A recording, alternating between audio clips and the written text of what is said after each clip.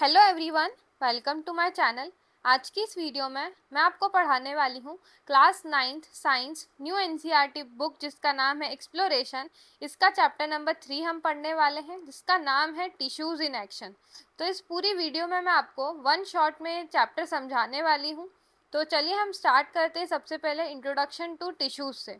तो हमारी एनसीईआरटी में क्या बोला गया है कि लाइफ की शुरुआत एक सिंगल सेल से हुई थी, यानी कि life begins from a single cell. Every living organism starts from a single cell.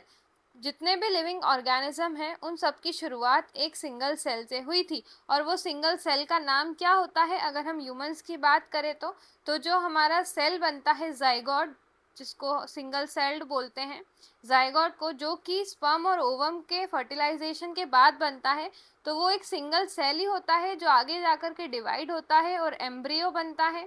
Embryo divide होकर के आगे बनता है फीटस, एंड पूरा इसके बाद क्या बन जाता है? बेबी बन जाता है, और ये बेबी आगे जाकर के अडल्ट बन जाता है। तो इस तरीके से पूरा जो है लिविंग ऑर्गेनिज्म बनता है फ्रॉम अ सिंगल सेल। तो आई होप आपको ये लाइन समझ आ गई होगी। अब नेक्स्ट लिखा है this single cell divides again and again and form many cells. अब ये एक सिंगल सेल ही डिवाइड होकर के बहुत सारे सेल्स बनाता है। प्रीवियस चैप्टर में हमने पढ़ा था कि जो सेल है वो प्री एग्जिस्टिंग सेल से मिलके बने होते हैं, क्योंकि उनमें एबिलिटी होती है सेल डिवीजन करने की।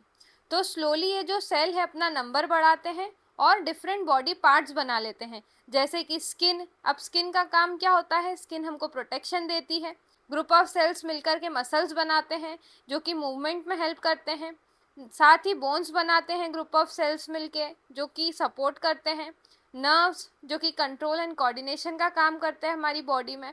और बहुत सारे जितने भी ऑर्गन्स हैं हमारी बॉडी में, हार्ट, ब्रेन, ये सभी सेल्स से मिलके बने होते हैं। ग्रुप ऑफ सेल्स मिलकर के क्या बनाते हैं? टिश्यूज़ बनाते हैं। और ग्रुप ऑफ टिश्यूज़ मिलकर के क्या बनाते हैं? ऑर्गन बनाते हैं। ये पूरी हायरार्की हम अभी पढ़ने वाले हैं थोड़ी देर में। ये जो प्रोसेस हो रही है जिसमें ग्रुप ऑफ सेल्स मिलके अलग अलग ऑर्गन्स बना रहे हैं, बॉडी बना रहे हैं, अलग अलग बॉडी पार्ट्स बना रहे हैं, तो इसी को ही बोला जाता है growth and development. Now scientist क्या है, ये जो प्रोसेस होती है इसको नेचर का एक बहुत बड़ा अचीवमेंट मानते हैं, क्योंकि इतनी कॉम्प्लेक्स बॉडी सिर्फ एक टाइनी सेल से मिलके कैसे बन सकती है? ठीक है, तो ये क्या है? नेचर का एक ग्रेटेस्ट अचीवमेंट मानते हैं साइंटिस्ट। तो साइंटिस्ट किस तरीके से टिश्यू फॉर्मेशन को स्टडी करते हैं? साइंटिस्ट, या फिर हम बोल सकते हैं रिसर्चर्स, जो कि डीपली स्टडी करते हैं किसी भी चीज़ के बारे में, तो वो क्या करते हैं? समझने की कोशिश करते हैं कि ये टिश्यूज़ किस तरीके से नेचुरली बनते हैं हमारी बॉडी में। So they also try to recreate, उन्होंने कोशिश भी की कि ये टिश्यू को लेबोरेटरीज में बनाया जा सके ह्यूमन वेलफेयर के लिए, ह्यूमन बेनिफिट के लिए। तो इसके लिए उनको सबसे पहले तो नेचुरल बायोलॉजिकल प्रोसेसेस को समझना बहुत ज़रूरी है। जो लाइफ प्रोसेसेस होती है जो कि नेचुरली होती है हमारी बॉडी में, उसको नेचुरल बायोलॉजिकल प्रोसेसेस कहा जाता है। So why do cells form tissue?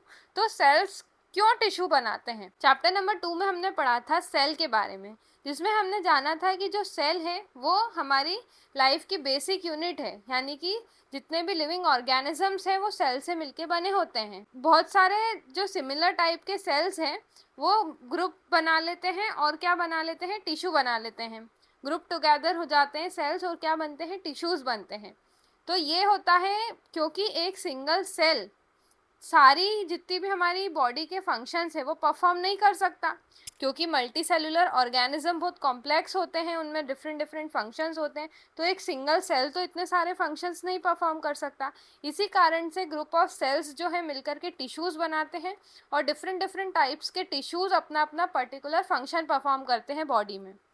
अब हम पढ़ते हैं organization in multicellular organism. Multicellular organisms किस तरीके से ऑर्गेनाइज होते हैं? तो मल्टी सेलुलर ऑर्गेनिजम्स क्या होता है? ऐसे ऑर्गेनिजम्स होते हैं जो कि 2 से ज़्यादा सेल से मिलके बने होते हैं, या फिर बहुत सारे मिलियंस ऑफ सेल से मिलके बने होते हैं, ऐसा हम बोल सकते हैं। अब हायरार्की ऑफ ऑर्गेनाइजेशन देखते हैं मल्टी सेलुलर ऑर्गेनिजम्स में। प्रॉपर ऑर्डर होता है ऑर्गेनाइजेशन का, तो वो ऑर्डर ये है कि सबसे पहले तो सेल्स होते हैं, सेल्स मिलकर के टिश्यूज़ बनाते हैं, टिश्यूज़ मिलकर के ऑर्गन्स बनाते हैं, और ग्रुप ऑफ ऑर्गन्स मिलकर के ऑर्गन सिस्टम बनाते हैं। बहुत सारे ऑर्गन सिस्टम्स मिलकर के पूरा ऑर्गेनिज्म बनाते हैं। अब इसको हम डिटेल में जानते हैं। अब group of similar sales tissues कैसे बना सकते हैं? ऐसे सेल्स जो सेम फंक्शन परफॉर्म करते हैं, जिनका सिमिलर स्ट्रक्चर होता है, वो एक साथ मिलके क्या बना लेते हैं? टिश्यू बना लेते हैं। एग्जाम्पल की अगर हम बात करें तो जो मसल सेल्स हैं वो किससे मिलके बने होते हैं? मसल सेल्स क्या बनाते हैं? मस्कुलर टिश्यू बनाते हैं। नर्व सेल्स क्या बनाते हैं? नर्वस टिश्यू बनाते हैं। टिश्यूज अब ऑर्गन कैसे बनाते हैं? तो डिफरेंट टिश्यूज एक साथ मिलकर के ऑर्गन्स बनाते हैं। जैसे कि हम बात करें कि जो हार्ट है, हार्ट एक ऑर्गन है जिसमें मसल टिश्यूज भी होती हैं, कनेक्टिव टिश्यूज भी होते हैं, नर्वस टिश्यूज भी होते हैं, और ये सभी मिल करके क्या बना लेते हैं? पूरा हार्ट बना लेते हैं। तो ग्रुप ऑफ टिश्यूज मिल करके क्या बना रहे हैं? ऑर्गन। ऑर्गन यहाँ पे क्या है? हार्ट। ठीक है, तो आपको आई होप समझ आ रहा होगा। अब ऑर्गन्स मिलकर के पूरा ऑर्गन सिस्टम बनाते हैं। तो डिफरेंट टाइप्स के जो ऑर्गन्स हैं वो एक साथ मिलकर के ऑर्गन सिस्टम बना लेते हैं। जैसे कि हम बात करें डाइजेस्टिव सिस्टम की, तो डाइजेस्टिव सिस्टम किस किस चीज़ से मिलके बना होता है? Stomach, small intestine and large intestine, liver, pancreas, ये सभी मिलकर के डाइजेस्टिव सिस्टम बनाते हैं। ठीक है, तो ग्रुप ऑफ ऑर्गन्स जो थे वो मिलकर के क्या बना रहे हैं? ऑर्गन सिस्टम बना रहे हैं ना। ऑर्गन सिस्टम पूरे, बहुत सारे जब ऑर्गन सिस्टम्स मिल जाते हैं तो वो पूरा ऑर्गेनिज्म बनाते हैं। जैसे कि हमारी बॉडी में बहुत सारे ऑर्गन सिस्टम्स होते हैं, जैसे कि digestive system, respiratory system, excretory system, reproductive system, ये सभी सिस्टम्स मिलकर के पूरा एक ऑर्गेनिज्म बनाते हैं। अब हमारी एनसीईआरटी में एक इम्पॉर्टेंट टॉपिक दे रखा है जिसको बोलते हैं डिवीजन ऑफ लेबर। अब डिवीजन ऑफ लेबर से हम क्या समझते हैं कि division of labour means different parts doing different jobs. हमारी बॉडी के डिफरेंट पार्ट्स होते हैं जो कि अपना अपना अलग अलग काम करते हैं। एक ह्यूमंस का अगर हम एग्जांपल लें तो मसल्स क्या हेल्प करती है? ह्यूमंस को चलने में, मूवमेंट करने में मदद करती है। ठीक है, नर्व्स क्या करती है? मैसेजेस कैरी करने का काम करती है। जो ब्लड होता है वो मटेरियल्स को एक जगह से दूसरी जगह पे ट्रांसपोर्ट करने का काम करता है। तो यहाँ पे क्या हो रहा है? डिवीजन ऑफ लेबर हो रहा है, यानी कि डिफरेंट पार्ट्स जो हैं डिफरेंट जॉब, या फिर हम बोल सकते हैं डिफरेंट फंक्शंस परफॉर्म करते हैं हमारी बॉडी में। तो इसी कारण से इसको बोला गया है division of labour. Because the work is divided the body works more efficiently. क्योंकि सबको काम अपना अपना अलग अलग बांट दिया गया है, इस कारण से जो बॉडी है वो एफिशिएंटली वर्क कर पाती है। जैसे कि अगर हम बात करें हमारे स्कूल की, तो स्कूल में डिफरेंट जो पर्सन्स होते हैं, टीचर्स, प्रिंसिपल्स, वाइस प्रिंसिपल्स, ठीक है, देन पियन होता है, सबके अपने अपने कुछ ना कुछ काम होते हैं। तो यहाँ पे भी उनका जो काम है वो बटा हुआ है, जिस कारण से जो पूरा स्कूल है वो प्रॉपर वे में चल पाता है। ठीक है, वर्क कर पाता है। इसी तरीके से हमारी बॉडी में भी डिफरेंट पार्ट्स अलग अलग फंक्शन परफॉर्म करते हैं ताकि हमारी बॉडी एफिशिएंटली वर्क कर सके। ठीक है, सो अब हम बात करते हैं प्लांट टिश्यूज़ की, या फिर कौन से टाइप्स के टिश्यूज़ प्लांट में प्रेजेंट होते हैं।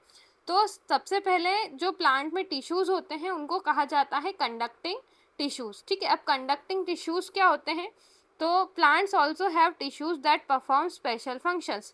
प्लांट्स के पास भी टिश्यूज़ होते हैं जिनके स्पेशल फंक्शंस होते हैं। जैसे कि प्लांट्स के पास दो बहुत इंपॉर्टेंट टिश्यूज़ हैं। सबसे पहला है जाइलम, नेक्स्ट है फ्लोएम।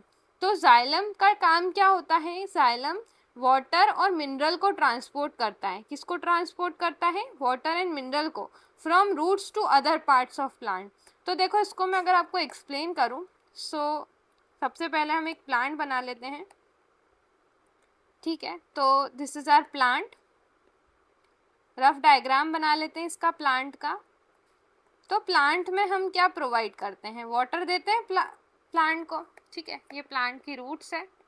तो यहाँ पे हम जब इसमें वाटर देते हैं प्लांट में, तो ये जो रूट्स हैं ये इस वाटर को क्या करती हैं? अब्जॉर्ब करती हैं, और क्योंकि इनमें जाइलम प्रेजेंट होते हैं तो ये जाइलम पूरा पानी को ऊपर हर एक पार्ट ऑफ प्लांट तक क्या करता है?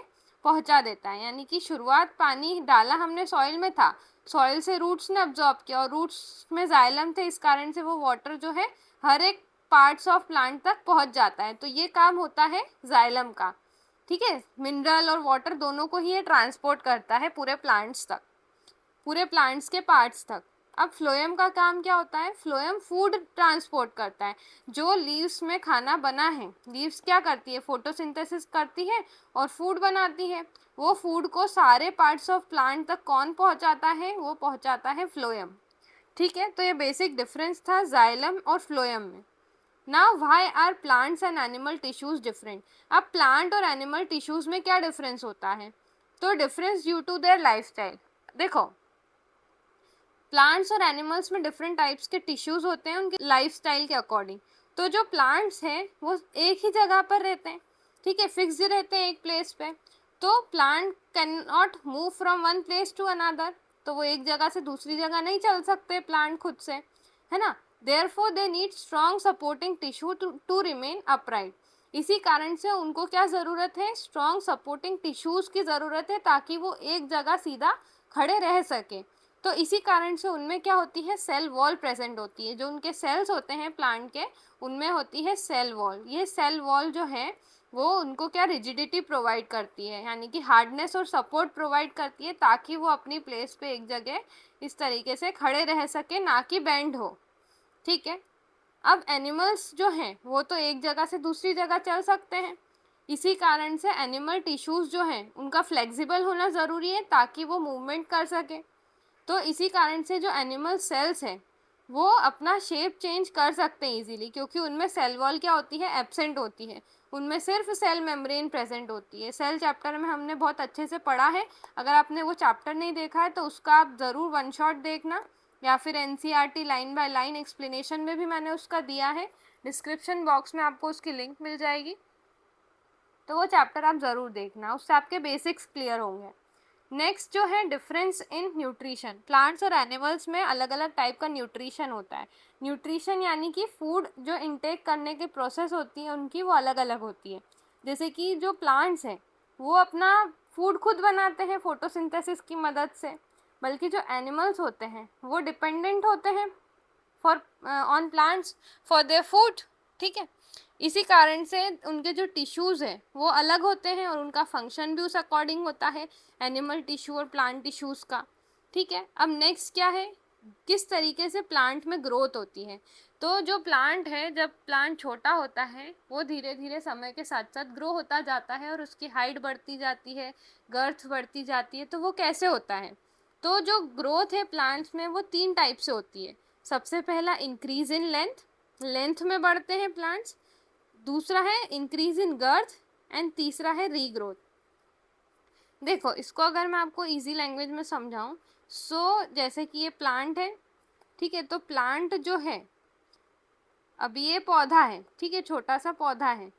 कुछ समय बाद ये क्या हो जाएगा? उसकी लेंथ क्या हो जाएगी? बड़ी हो जाएगी। ठीक है, तो पहले ये इतना बड़ा था, अब ये इतना बड़ा हो गया है। ठीक है, यहाँ पे क्या हो रहा है? Increase in length. इसको क्या बोलेंगे हम? Increase in length. अब इसकी जो इस स्टेम्स और रूट्स दोनों बढ़ेगी। ये जो इधर से तो बढ़ेगा ही सही, साथ ही इसकी जो रूट्स थी वो भी बढ़ेगी। पहले इसकी रूट छोटी थी, तो इसको क्या बोलते हैं? लेंथ में बढ़ना बोलते हैं। अब दूसरा है इंक्रीज इन गर्थ। अब गर्थ का क्या मतलब होता है? अगर हम इसका एक स्टेम देखें, तो इसका ये स्टेम अगर पहले इतना पतला था, बहुत सालों बाद जब ये प्लांट एक ट्री में कन्वर्ट हो जाएगा, तो ये ट्री का जो गर्थ है वो कैसा हो जाएगा? इस तरीके से मोटा हो जाएगा। तो इसको जो बोलते हैं, यहाँ से लेके यहाँ तक की लेंथ को, उसी को बोलते हैं गर्थ। ठीक है, इसको गर्थ बोला जाता है। और ये जो लंबाई बढ़ रही है उसको क्या बोला जाता है? लेंथ बोला जाता है। देन है रीग्रोथ। प्लांट्स फिर से रीग्रो कर देते हैं आफ्टर कटिंग और ग्रेजिंग। देखो, अगर हमने किसी प्लांट का कोई सा भी पार्ट को कट कर दिया, मान लो इसको यहाँ से कट कर दिया, तो वो कुछ समय बाद क्या हो जाएगा? फिर से ग्रो हो जाएगा। तो इसी को रीग्रोथ कहा जाता है। तो इस तरीके से प्लांट में ग्रोथ होती है। अब नेक्स्ट इम्पॉर्टेंट टॉपिक है मेरिस्टेमेटिक टिश्यूज़। प्लांट में मेरिस्टेमेटिक टिश्यूज़ होते हैं। तो ये ऐसे टिश्यूज़ होते हैं जो कि प्लांट को ग्रो होने में मदद करते हैं। तो इन ऐसे टिश्यूज़ जो कि प्लांट की ग्रोथ करवाते हैं उनको मेरिस्टेमेटिक टिश्यू कहा जाता है। मेरिस्टेमेटिक टिश्यूज़ कंटिन्यूसली क्या करते हैं? डिवाइड होते हैं। उनके सेल्स जो है कंटिन्यूसली डिवाइड होते हैं। अब 3 टाइप के मेरिस्टेमेटिक टिश्यूज़ होते हैं। सबसे पहला जो है वो कौन सा है? Apical meristem. नेक्स्ट टाइप का है एपिकल मेरिस्टेम, एपिकल मेरिस्टेम के बाद जो सेकेंड टाइप का है लेटरल मेरिस्टेम, और जो थर्ड टाइप है, थर्ड टाइप को बोलते हैं इंटरकैलरी मेरिस्टेम। थर्ड टाइप का टिश्यू है इंटरकैलरी। तो ये इन तीनों के बारे में हम जानते हैं कि एपिकल मेरिस्टेम क्या होता है। तो जो एपिकल मेरिस्टेम है उसको आपके एनसीईआरटी में एक बहुत अच्छे एक्सपेरिमेंट से समझाया गया है, जिसमें मतलब एक्टिविटी की मदद से समझाया गया है, जिसमें 2 ओनियन बल्ब लिए गए हैं। इस तरीके से आपको क्या लेना है, 2 ओनियन बल्ब लेना है, उनको आपको सेपरेटली दोनों जार्स में के ऊपर प्लेस कर देना है, और जो जार्स है उसमें क्या फिल करना है, वाटर फिल करना है, ठीक है। और इसको इस तरीके से उल्टा रखना है, जहाँ से रूट्स ग्रो होती है ना उस साइड पे आपको इसको रखना है कुछ दिनों के लिए। तो यहाँ पे आप देखेंगे कि वहाँ पे रोज आप देखेंगे कि थोड़ी थोड़ी रूट यहाँ पे बढ़ती हुई आपको नजर आएगी, ठीक है। अब आप क्या करेंगे कि थर्ड डे पर जो रूट टिप है onion bulb of onion root of jar B की, अब जो जार बी की जो ओनियन रूट थी उसको आप क्या कर देंगे, यहाँ से कट कर देंगे, ठीक है। जार ए को नहीं कुछ भी करना है, सिर्फ जार बी की रूट्स को कट करना है, ठीक है। तो आप ऑब्जर्व करेंगे थोड़े दिनों बाद कि जो जार ए की रूट्स थी वो कंटिन्यूसली ग्रो होती जा रही है, ठीक है। बल्कि जो जार बी की रूट्स थी वो रुक चुकी है, वो नहीं ग्रो हो पा रही है, वो जितनी लेंथ उसकी पहले थी वित्ती अभी है, ठीक है। तो इस एक्सपेरिमेंट से क्या प्रूफ होता है कि जो रूट्स है वो टिप से ग्रो होती है, जो रूट की जो ग्रोथ है वो उनके टिप्स से होती है, क्योंकि जो रूट टिप होता है वहाँ पे होता है एपिकल मेरिस्टेमेटिक टिश्यू, जो कि एक्टिवली डिवाइडिंग सेल्स जहाँ पे प्रेजेंट होते हैं। तो देखो इसको मैं अगर आपको समझाऊं तो मेरिस्टेमेटिक टिश्यूज़ की पोजीशन क्या क्या होती हैं। ये एक प्लांट है, ये प्लांट की रूट्स है, ठीक है। तो जो एपिकल मेरिस्टेम है वो रूट टिप और शूट टिप पे प्रेजेंट होता है। तो ये जो ऊपर प्लांट, ये जो सॉइल के ऊपर वाला पार्ट होता है इसको शूट बोलते हैं, यहाँ से लेके यहाँ तक का पार्ट शूट कहलाता है, और नीचे वाला पार्ट रूट कहलाता है। तो ये जो एपिकल मेरिस्टेम है जो कि हाइट बढ़ाने में मदद करते हैं वो रूट टिप और शूट टिप पे प्रेजेंट होते हैं। तो वो इस तरीके से लेंथ बढ़ाने में मदद करते हैं एपिकल मेरिस्टेम, ठीक है। वहीं जो इंटरकैलरी मेरिस्टेम होते हैं वो इस तरीके से यहाँ पे प्रेजेंट होते हैं, बीच में स्टेम में प्रेजेंट होते हैं, ठीक है। जो क्या करते हैं, इंटरनोड्स की लेंथ को इंक्रीज करते हैं, ठीक है। जो 2 नोड्स हैं उनके बीच की जो जगह होती है उसको इंटरनोड कहते हैं, तो इंटरनोड की लेंथ को ये बढ़ाते हैं।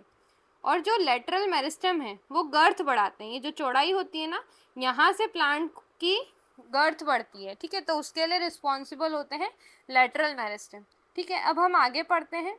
तो ये एक्टिविटी में हमने पढ़ा, तो ये जो हमने एक्सपेरिमेंट किया तो इसके लिए हमने एक टेबल रिकॉर्ड करी जिसमें हमने डेली जो रूट की लेंथ थी उसको ऑब्जर्व करा और रिकॉर्ड करा, डे 1 से डे 7 तक दोनों ही जार्स की। तो हमें देखने को मिला कि जो जार ए की रूट्स थी उसकी लेंथ बढ़ते जा रही है, क्योंकि वहाँ पे एपिकल मेरिस्टेम है प्रेजेंट। और जो जार बी था उसकी जो रूट टिप ही हमने हटा दी थी, रूट्स ही काट दी थी नीचे से जहाँ पे एपिकल मेरिस्टेम था। तो जब वहाँ पे वो टिश्यूज़ ही नहीं है तो वो ग्रो नहीं हो पाई थी, ठीक है। तो जो जार बी था उसकी लेंथ नहीं इंक्रीज हुई थी, क्योंकि वहाँ के जो डिवाइडिंग टिश्यूज़ थे उसी को हमने क्या कर दिया था, रिमूव कर दिया था। तो thus the table scientifically prove that the plant growth occurs only in region continuously containing meristematic cells, क्योंकि वहाँ पे मेरिस्टेमेटिक सेल्स थे इस कारण से कंटिन्यूसली ग्रोथ होती है। अब एक ग्राफ दे रखा है आपके एनसीईआरटी में, उसको देख लेते हैं। तो ये जो ग्राफ है वो कंपेयर कर रहा है जार ए और जार बी की ग्रोथ को, ठीक है। तो जार ए को यहाँ पे रिप्रेजेंट किया गया है ब्लू लाइन से, जो जार ए है वो ब्लू लाइन से रिप्रेजेंट किया गया है, और जो जार बी की ग्रोथ थी उसको ऑरेंज लाइन से रिप्रेजेंट किया गया है। तो यहाँ पे आप देख सकते हैं कि यहाँ पे लेंथ इंक्रीज हो रही है सेंटीमीटर में, ठीक है। और यहाँ पे डेज दिया हुआ है, एक्स एक्सिस में डेज दिए हैं। पहले दिन जो है ग्रोथ इतनी थी, दूसरे दिन दोनों की रूट्स इतनी ग्रो हुई थी, इतने सेंटीमीटर हुई थी। और यहाँ पे जब हमने कट कर दिया था जार बी की रूट्स को तो यहाँ पे जो है ग्रोथ नहीं हुई और कांस्टेंट ग्राफ हमको देखने को मिला। और वहीं अगर हम जार ए में देखें तो यहाँ पे कंटिन्यूसली रूट्स की ग्रोथ हो रही है, इसीलिए यहाँ पे स्ट्रेट लाइन देखने को मिली, ठीक है। इस तरह का स्लोप देखने को मिला।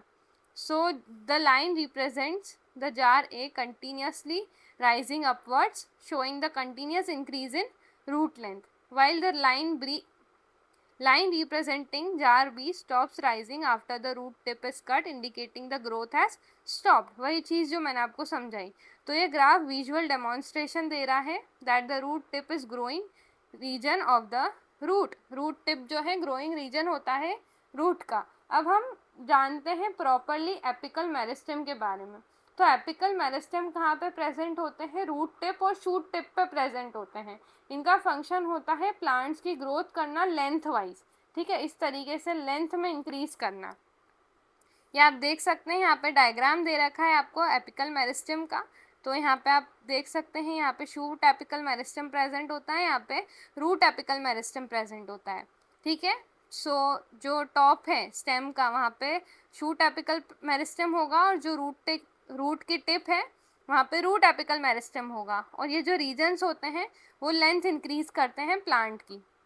अब नेक्स्ट टाइप का मेरिस्टेम है लेटरल मेरिस्टेम, जो कि गर्थ इंक्रीज करता है, चौड़ाई जो होती है उसकी वो बढ़ाता है।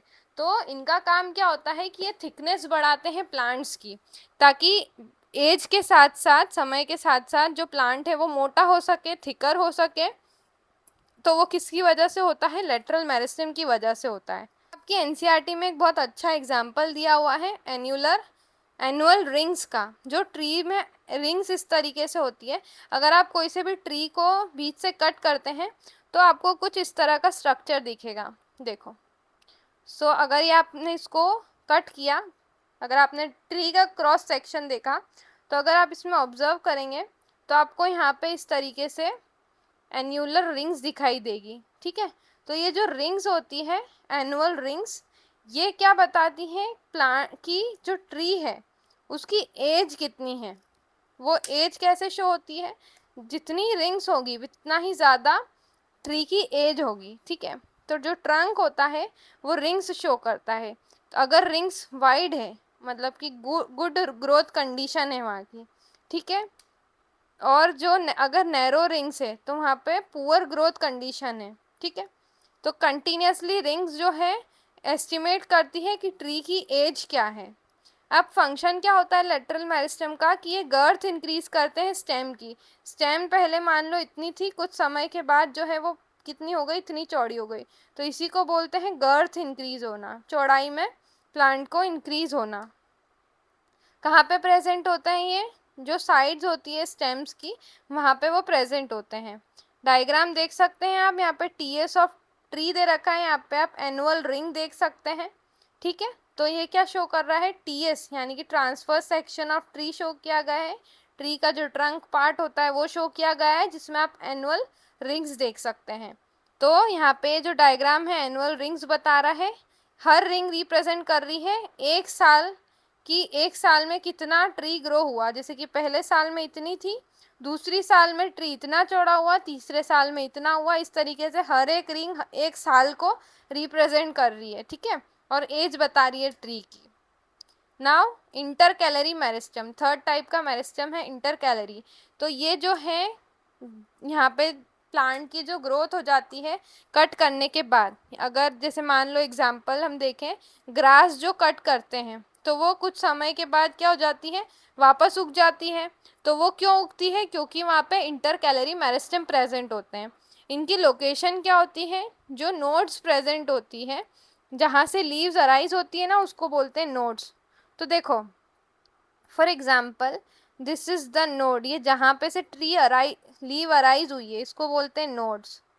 तो ऐसे डिफरेंट डिफरेंट नोड्स होती है, मतलब दूर दूर पे नोड्स प्रेजेंट होती है। तो ये जो दो नोड्स हैं उसके बीच की जो जगह होती है, यानी कि ये वाली जो जगह होती है ना बीच की, वहाँ पे ये प्रेजेंट होते हैं इंटर कैलरी मेरिस्टेम, ठीक है। इनका फंक्शन क्या होता है कि ये रीग्रोथ, फिर से ग्रोथ होने में मदद करते हैं प्लांट की। अगर एक बार कोई पार्ट कट हो गया है, प्लांट का टूट गया है, तो फिर से रीग्रोथ करवाते हैं और साथ ही लेंथ इंक्रीज करते हैं नोड्स के बीच की। दो नोड्स के बीच में जो जगह है उसकी लेंथ ये बढ़ाने में मदद करते हैं।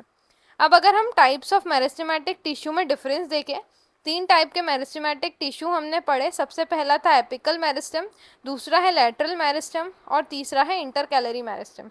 तो लोकेशन की अगर हम बात करें तो एपिकल मेरिस्टेम रूट टिप और शूट टिप पे प्रेजेंट होते हैं। लेटरल मेरिस्टेम जो साइड्स होती है स्टेम्स की वहाँ पे प्रेजेंट होते हैं। वहीं इंटरकैलरी मेरिस्टेम नोड्स या फिर बेस पर प्रेजेंट होते हैं। इनका फंक्शन क्या होता है? एपिकल मेरिस्टेम लेंथ इंक्रीज करवाते हैं प्लांट की, लेटरल मेरिस्टेम गर्थ इंक्रीज करवाते हैं प्लांट की, और इंटरकैलरी मेरिस्टेम रीग्रोथ करवाते हैं प्लांट की। कैरेक्टरिस्टिक्स की अगर हम बात करें तो जो मेरिस्टेमेटिक सेल्स हैं वो बहुत छोटे होते हैं, उनकी जो वॉल है सेल वॉल बहुत पतली होती है, उनमें डेंस साइटोप्लाज्म होता है। अब साइटोप्लाज्म क्या होता है? एक जेली लाइक सब्सटेंस होता है सेल के अंदर जिसको साइटोप्लाज्म कहते हैं। अब ये जो मेरिस्टेमेटिक टिश्यू है इनमें बहुत बड़ा सा न्यूक्लियस प्रेजेंट होता है और दे हैव वेरी और नो, बहुत स्मॉल वैक्यूल होगा इनमें, या तो नहीं भी हो सकता है वैक्यूल। ठीक है, अब ये वैक्यूल साइटोप्लाज्म ये सभी हम चैप्टर 2 में पढ़ के आ चुके हैं। ठीक है, सो व्हाई नो वैक्यूल? तो वैक्यूल क्यों नहीं होता है? तो वैक्यूल का क्या काम था? वो मटेरियल स्टोर करता है सेल्स के अंदर। तो जो मेरिस्टेमेटिक सेल्स हैं उनका काम तो सिर्फ डिवीजन करना होता है, स्टोरेज तो उनका काम करना है ही नहीं। तो जब स्टोरेज ही नहीं करना है उनको तो वैक्यूल का क्या काम? ठीक है, इसी कारण से उनमें वैक्यूल एब्सेंट होता है बहुत सी बार, बहुत सारे प्लांट्स में। अब एक बहुत इंपॉर्टेंट टर्म आती है जो कि है डिफरेंशिएशन। अब डिफरेंशिएशन का क्या मतलब होता है? When meristematic cells stop dividing, जब मेरिस्टेमेटिक टिश्यूज या फिर सेल्स डिवाइड होना बंद कर देते हैं और स्पेशलाइज्ड हो जाते हैं कोई भी स्पेसिफिक फंक्शंस परफॉर्म करने के लिए, वो सिर्फ पर्टिकुलर अपना एक फंक्शन परफॉर्म करते हैं। तो ये जो प्रोसेस होती है जिसमें सेल्स डिवाइड होना बंद कर देते हैं और अपना फंक्शन परफॉर्म करना शुरू कर देते हैं, स्पेशल फंक्शन और स्पेसिफिक फंक्शन परफॉर्म करना शुरू कर देते हैं, इसी प्रोसेस को कहा जाता है डिफरेंशिएशन। ठीक है, अब हम बात करते हैं नेक्स्ट इंपॉर्टेंट टिश्यू की जो कि प्लांट्स में प्रेजेंट होते हैं, जो कि है परमानेंट टिश्यूज। ठीक है, परमानेंट टिश्यूज सेल्स, जो सेल्स बनते हैं डिफरेंशिएशन के बाद वो आगे जाकर के क्या बनाते हैं? परमानेंट टिश्यूज बनाते हैं। और जो परमानेंट टिश्यूज होते हैं वो are made of mature cells, mature cell से मिलके बने होते हैं permanent tissues. These cells have lost the ability to divide. बहुत इंपॉर्टेंट लाइन यहाँ पे लिखी है कि इनके जो सेल्स होते हैं वो डिवाइड होने की क्षमता उनमें ख़त्म हो जाती है। और ये जो डिफरेंट ग्रुप ऑफ सेल्स हैं वो डिफरेंट फंक्शन परफॉर्म करते हैं प्लांट्स में। So the plants contain different kinds of tissues, plant में डिफरेंट काइंड्स ऑफ टिश्यूज होते हैं। तो अभी तक हमने क्या पढ़ा कि जब हमने टीएस पढ़ा था, ट्रांसफर सेक्शन देखा था स्टेम, रूट और लीफ का माइक्रोस्कोप के अंदर, तो हमने नोटिस किया था कि जो सेल्स हैं वो सिमिलर शेप और साइज के नहीं होते हैं। डिफरेंट टिश्यूज डिफरेंट रीजन पर प्रेजेंट होते हैं। हर एक टिश्यू का एक स्पेशल फंक्शन होता है। कुछ टिश्यूज प्लांट में प्रोटेक्शन का काम करते हैं, कुछ टिश्यूज सपोर्ट करते हैं प्लांट को, और कुछ टिश्यूज क्या करते हैं? वाटर और फूड को ट्रांसपोर्ट करते हैं। वाटर को किसने किया था? जाइलम ने किया था। किसने किया था? जाइलम ने किया था। फूड को ट्रांसपोर्ट किसने किया था? फ्लोएम ने किया था। ठीक है, अब हम पढ़ेंगे परमानेंट टिश्यूज के बारे में। तो परमानेंट टिश्यूज दो टाइप से डिवाइडेड है। सबसे पहला जो है वो है सिंपल परमानेंट टिश्यू, दूसरे टाइप का टिश्यू है complex permanent tissue. Simple permanent tissues जो हैं वो सिर्फ एक ही टाइप के सेल से मिलके बने होते हैं, इसी कारण से उनको क्या कहा जाता है? Simple permanent. वहीं जो कॉम्प्लेक्स परमानेंट है वो more than one type of cell से मिलके बने होते हैं। ठीक है, अब हम बात करते हैं पहले टाइप के टिश्यू की जो कि है प्रोटेक्टिव टिश्यू। सिंपल परमानेंट और कॉम्प्लेक्स परमानेंट के अलावा भी एक टिश्यू और होता है जो कि है प्रोटेक्टिव टिश्यू, जिसको क्या कहा जाता है? एपिडर्मिस कहा जाता है। अब एपिडर्मिस क्या होता है?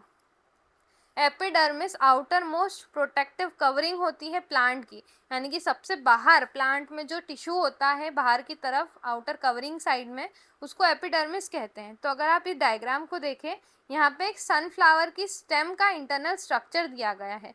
अगर हम एक, मान लो ये सनफ्लावर प्लांट था, इसकी स्टेम हमने ली, इसकी स्टेम को हमने इस तरीके से यहाँ पे कट लगाया, और जब हमने ऊपर की तरफ से इसको देखा और इसको जब इतने पार्ट को हमने जूम करके देखा तो हमको कुछ इस तरह का स्ट्रक्चर देखने को मिला। ठीक है, तो जो सनफ्लावर की स्टेम थी उसको जो हमने एक पार्ट उसका ऑब्जर्व किया जूम करके या फिर माइक्रोस्कोप में जब हमने देखा, तो जो सबसे बाहर जो सेल्स दिखाई दिए थे उनको बोलते हैं एपिडर्मिस। और यहाँ पे कुछ एपिडर्मल हेयर्स भी होते हैं। और एपिडर्मिस के भी बाहर एक जो थिन लेयर होती है उसको क्यूटिकल बोलते हैं। ठीक है, तो ये ग्रुप ऑफ सेल्स जो आप ग्रीन कलर के देख रहे हैं उनको एपिडर्मिस कहा जाता है या फिर एपिडर्मल टिश्यू कहा जाता है, जो कि सबसे बाहर ये यहाँ पे आउटर साइड प्रेजेंट होते हैं। जैसे कि ये स्टेम थी, स्टेम को जब हम ऊपर से देखते हैं तो वो इस तरीके से दिखाई देगी, तो जो बाहर की तरफ प्रेजेंट है उसको एपिडर्मिस कहते हैं। अब एपिडर्मिस का क्या काम होता है प्लांट में, तो ये प्लांट को मैकेनिकल इंजरी से बचाते हैं। ठीक है, शॉक से बचाते हैं, इंजरी से बचाते हैं, और ये वाटर लॉस नहीं होने देते हैं। प्लांट के अंदर जितना वाटर स्टोर्ड है वो स्टोर्ड रहता है और ये वाटर लॉस से बचाते हैं। ठीक है, ये हार्मफुल माइक्रो ऑर्गेनिज्म से भी प्रोटेक्ट करती है एपिडर्मिस, और एक्सट्रीम इन्वायरमेंटल कंडीशन से प्रोटेक्ट करती है क्योंकि सबसे बाहर ये प्रेजेंट होती है। अब क्या स्ट्रक्चर होता है एपिडर्मिस का, तो यहाँ पे टाइटली पैक्ड सेल्स आपको दिखाई देंगे। फ्लैट रेक्टेंगुलर शेप्ड के सेल आपको देखने को मिलेंगे। यहाँ पे आप देख सकते हैं। अगर हम इस डायग्राम को देखें तो आपको यहाँ पे इस तरीके से फ्लैट सेल्स दिखाई दे रहे हैं रेक्टेंगुलर शेप के, जो पूरी एक लेयर बना रहे हैं, एपिडर्मिस जिसको हम कहते हैं इस लेयर को। ठीक है, तो फ्लैट रेक्टेंगुलर सेल्स आपको दिखेंगे, कॉम्पैक्टली पैक्ड सेल्स आपको देखने को मिलेंगे, और जो आउटर वॉल होती है उसमें एक वैक्सी लेयर होती है। सबसे बाहर जो लेयर होती है एपिडर्मिस के, वैक्सी लेयर, जिसको क्यूटिकल कहा जाता है। क्यूटिकल जो है वैक्सी सब्सटेंस होता है जो कि क्यूटिन से मिलके बना होता है। इसका काम ये होता है कि ये भी वाटर लॉस से बचाती है ट्रांसपिरेशन के टाइम पे। अब ट्रांसपिरेशन क्या होता है, the loss of water from leaves, जो लीव्स से या फिर दूसरे पार्ट्स ऑफ प्लांट से जो वाटर लॉस होता है, पानी बाहर निकल जाता है प्लांट के, उसको ट्रांसपिरेशन कहते हैं। तो ये ट्रांसपिरेशन से भी बचाता है और वाटर को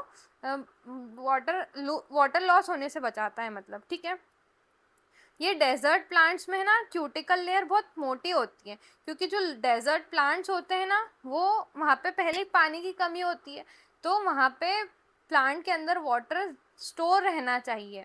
तो इसी कारण से ये वाटर को लूज़ नहीं होने देते हैं डेजर्ट प्लांट में। थिक क्यूटिकल क्या करती है, वाटर लॉस से बचाती है, क्योंकि वो बहुत मोटी लेयर है तो वाटर लॉस ही नहीं हो पाता है, बाहर नहीं निकल पाता है प्लांट के।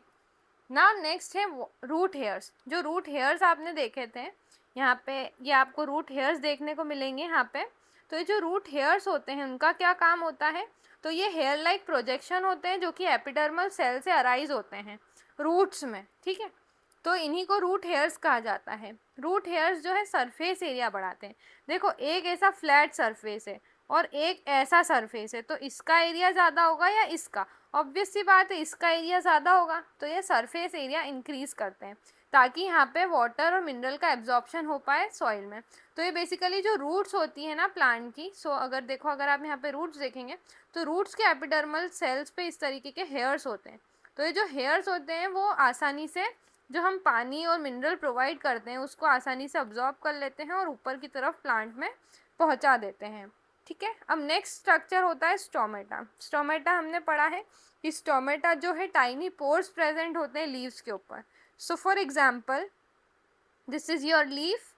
ठीक है, तो ये जो लीफ होती है इसमें कुछ बहुत छोटे छोटे से पोर्स प्रेजेंट होते हैं जो हमको हमारी आई से दिखते नहीं है, बट ऐसे पोर्स होते हैं। तो ये पोर्स को ही क्या कहा जाता है, स्टोमेटा कहा जाता है। ये जो स्टोमेटा होता है उसका कुछ इस तरह का स्ट्रक्चर होता है, किडनी शेप्ड स्ट्रक्चर आपको देखने को मिलेगा स्टोमेटा का, इस तरह का स्ट्रक्चर होता है। तो ये जो स्टोमेटा है इसका काम क्या होता है, एक्सचेंज करना। जो प्लांट्स है उसमें गैसियस एक्सचेंज करने का काम क्या होता है, स्टोमेटा का होता है। तो स्टोमेटा क्या करता है, जो ऑक्सीजन है उसको अपने से बाहर निकालता है और जो कार्बन डाइऑक्साइड है उसको अपने अंदर ले लेता है। ठीक है, तो इसी तरीके से यहाँ पे गैसियस एक्सचेंज होता है प्लांट्स में। ठीक है, और इसका अपोजिट भी होता है, ऑक्सीजन वो इनटेक करते हैं और रात के टाइम पे कार्बन डाइऑक्साइड वो छोड़ते हैं। ठीक है, तो गैसियस एक्सचेंज करने में स्टोमेटा मदद करते हैं। साथ ही ये हेल्प करते हैं ट्रांसपिरेशन में, जो वाटर लॉस होता है ना उसमें ट्रांसपिरेशन में उसी को ये करवाते हैं, उसमें ये हेल्प करते हैं। ठीक है, तो यहाँ पे ट्रांसपिरेशन की डेफिनेशन लिखिए। Transpiration is the loss of water vapours from plant leaves. ठीक है, अब इम्पॉर्टेंस क्या होता है ट्रांसपिरेशन का, कि ये जो अपवर्ड मूवमेंट होता है वाटर का उसमें ये मदद करते हैं। साथ ही एक ट्रांसपिरेशन पुल क्रिएट करते हैं जाइलम के लिए। जाइलम जो होते हैं वो वाटर का ट्रांसपोर्ट करवाते हैं। तो ये क्या करता है, मतलब ट्रांसपिरेशन पुल क्रिएट करते हैं जाइलम के लिए, ताकि आसानी से वाटर का ट्रांसपोर्ट हो सके। ये वेस्ट सब्सटेंसेस को रिमूव करने में भी हेल्प करता है ट्रांसपिरेशन थ्रू वाटर, ठीक है। अब ये प्लांट को ठंडा भी रखने में मदद करता है। देखो आपने पढ़ा होगा कि इवापोरेशन कॉजेस कूलिंग, तो यहाँ पे इवापोरेशन हो रहा है, वाटर वेपर्स में कन्वर्ट हो रहा है, वाटर निकल रहा है प्लांट से, जिसके कारण जो प्लांट है वो क्या रहता है, ठंडा रहता है। अब नेक्स्ट टिश्यू जो अब हम पढ़ेंगे वो है सपोर्टिंग टिश्यू, ठीक है। एक प्रोटेक्टिव टिश्यू पढ़ा हमने, प्रोटेक्टिव टिश्यू में हमने एपिडर्मिस के बारे में पढ़ा, साथ ही जो दूसरे स्ट्रक्चर्स होते हैं उनके बारे में पढ़ा।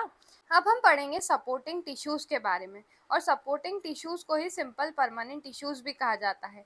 सो सपोर्टिंग टिश्यूज क्या करते हैं, प्लांट को स्ट्रेंथ, सपोर्ट और फ्लेक्सिबिलिटी प्रोवाइड करते हैं। टोटल 3 टाइप्स के सपोर्टिंग टिश्यूज होते हैं, या फिर हम बोल सकते हैं 3 टाइप के सिंपल परमानेंट टिश्यूज होते हैं, जिनका नाम है पेरेन्काइमा, कोलेन्काइमा एंड स्क्लेरेन्काइमा। ये तीनों ही क्या है, सिंपल परमानेंट टिश्यूज है, और इन्हीं को सपोर्टिंग टिश्यूज कहा जाता है, क्योंकि ये स्ट्रेंथ, सपोर्ट और प्लांट को फ्लेक्सिबिलिटी देते हैं। अब इन तीनों के बारे में डिटेल में पढ़ते हैं। सबसे पहला है पेरेन्काइमा। अब पेरेन्काइमेटस टिश्यूज के जो स्ट्रक्चर है उसमें जितने भी सेल्स होते हैं वो सभी कैसे होते हैं, लिविंग होते हैं, यानी कि जिंदा सेल्स होते हैं पेरेन्काइमा में, और वो सभी सेल्स मिलकर के पेरेन्काइमेटस टिश्यू बनाते हैं, जिसको पेरेन्काइमा कहा जाता है। और इनके जो सेल्स होते हैं उनकी वॉल्स बहुत पतली होती हैं। ये इनके सेल्स लूजली पैक्ड होते हैं, और इनमें लार्ज इंटरसेलुलर स्पेस प्रेजेंट होती है। तो आप देख सकते हैं, ये आपकी एनसीईआरटी का डायग्राम है पेरेन्काइमा का, जिसमें आप ये डिफरेंट डिफरेंट सेल्स देख सकते हैं। सो ये जो सेल्स है वो लूजली पैक्ड है, और इनके बीच में आप ये स्पेस देख सकते हैं।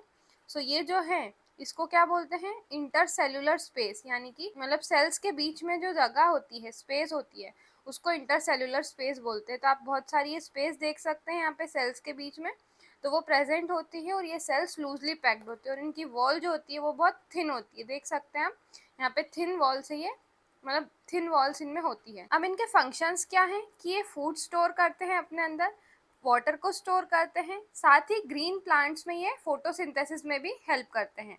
और एक्वेटिक प्लांट्स में स्पेशल टाइप के पेरेन्काइमा होते हैं, ये बहुत इंपॉर्टेंट है।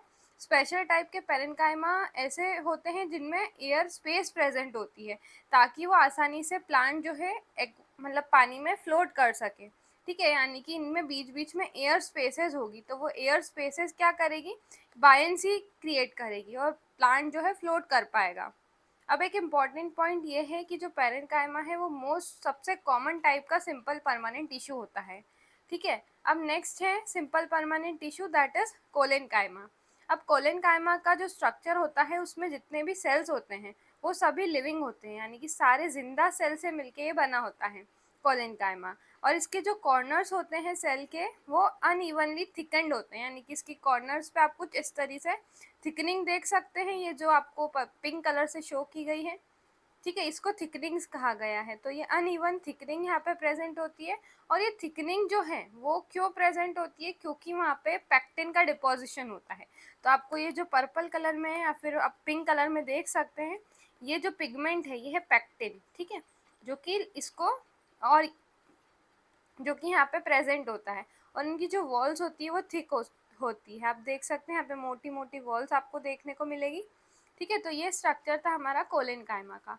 अब इसके फंक्शंस ये होते हैं कि ये प्लांट को सपोर्ट प्रोवाइड करता है, फ्लेक्सिबिलिटी प्रोवाइड करता है, साथ ही ये अलाउ करता है प्लांट को बेंड होने में आसानी से बिना ब्रेक हुए, यानी कि प्लांट बिना टूटे बेंड हो जाता है, क्योंकि उनमें क्या प्रेजेंट होते हैं, कोलेन्काइमा प्रेजेंट होते हैं, ठीक है। एग्जाम्पल्स क्या हैं, कोलेन्काइमा कहाँ कहाँ पे प्रेजेंट होते हैं, लीफ स्टॉक में प्रेजेंट होते हैं, टेंड्रिल्स। अब टेंड्रिल्स जो इस तरह का स्ट्रक्चर होता है कुछ कुछ प्लांट्स में, उसको टेंड्रिल्स कहा जाता है, वहाँ पे कोलेन्काइमा प्रेजेंट होता है जो कि फ्लेक्सिबिलिटी प्रोवाइड करता है।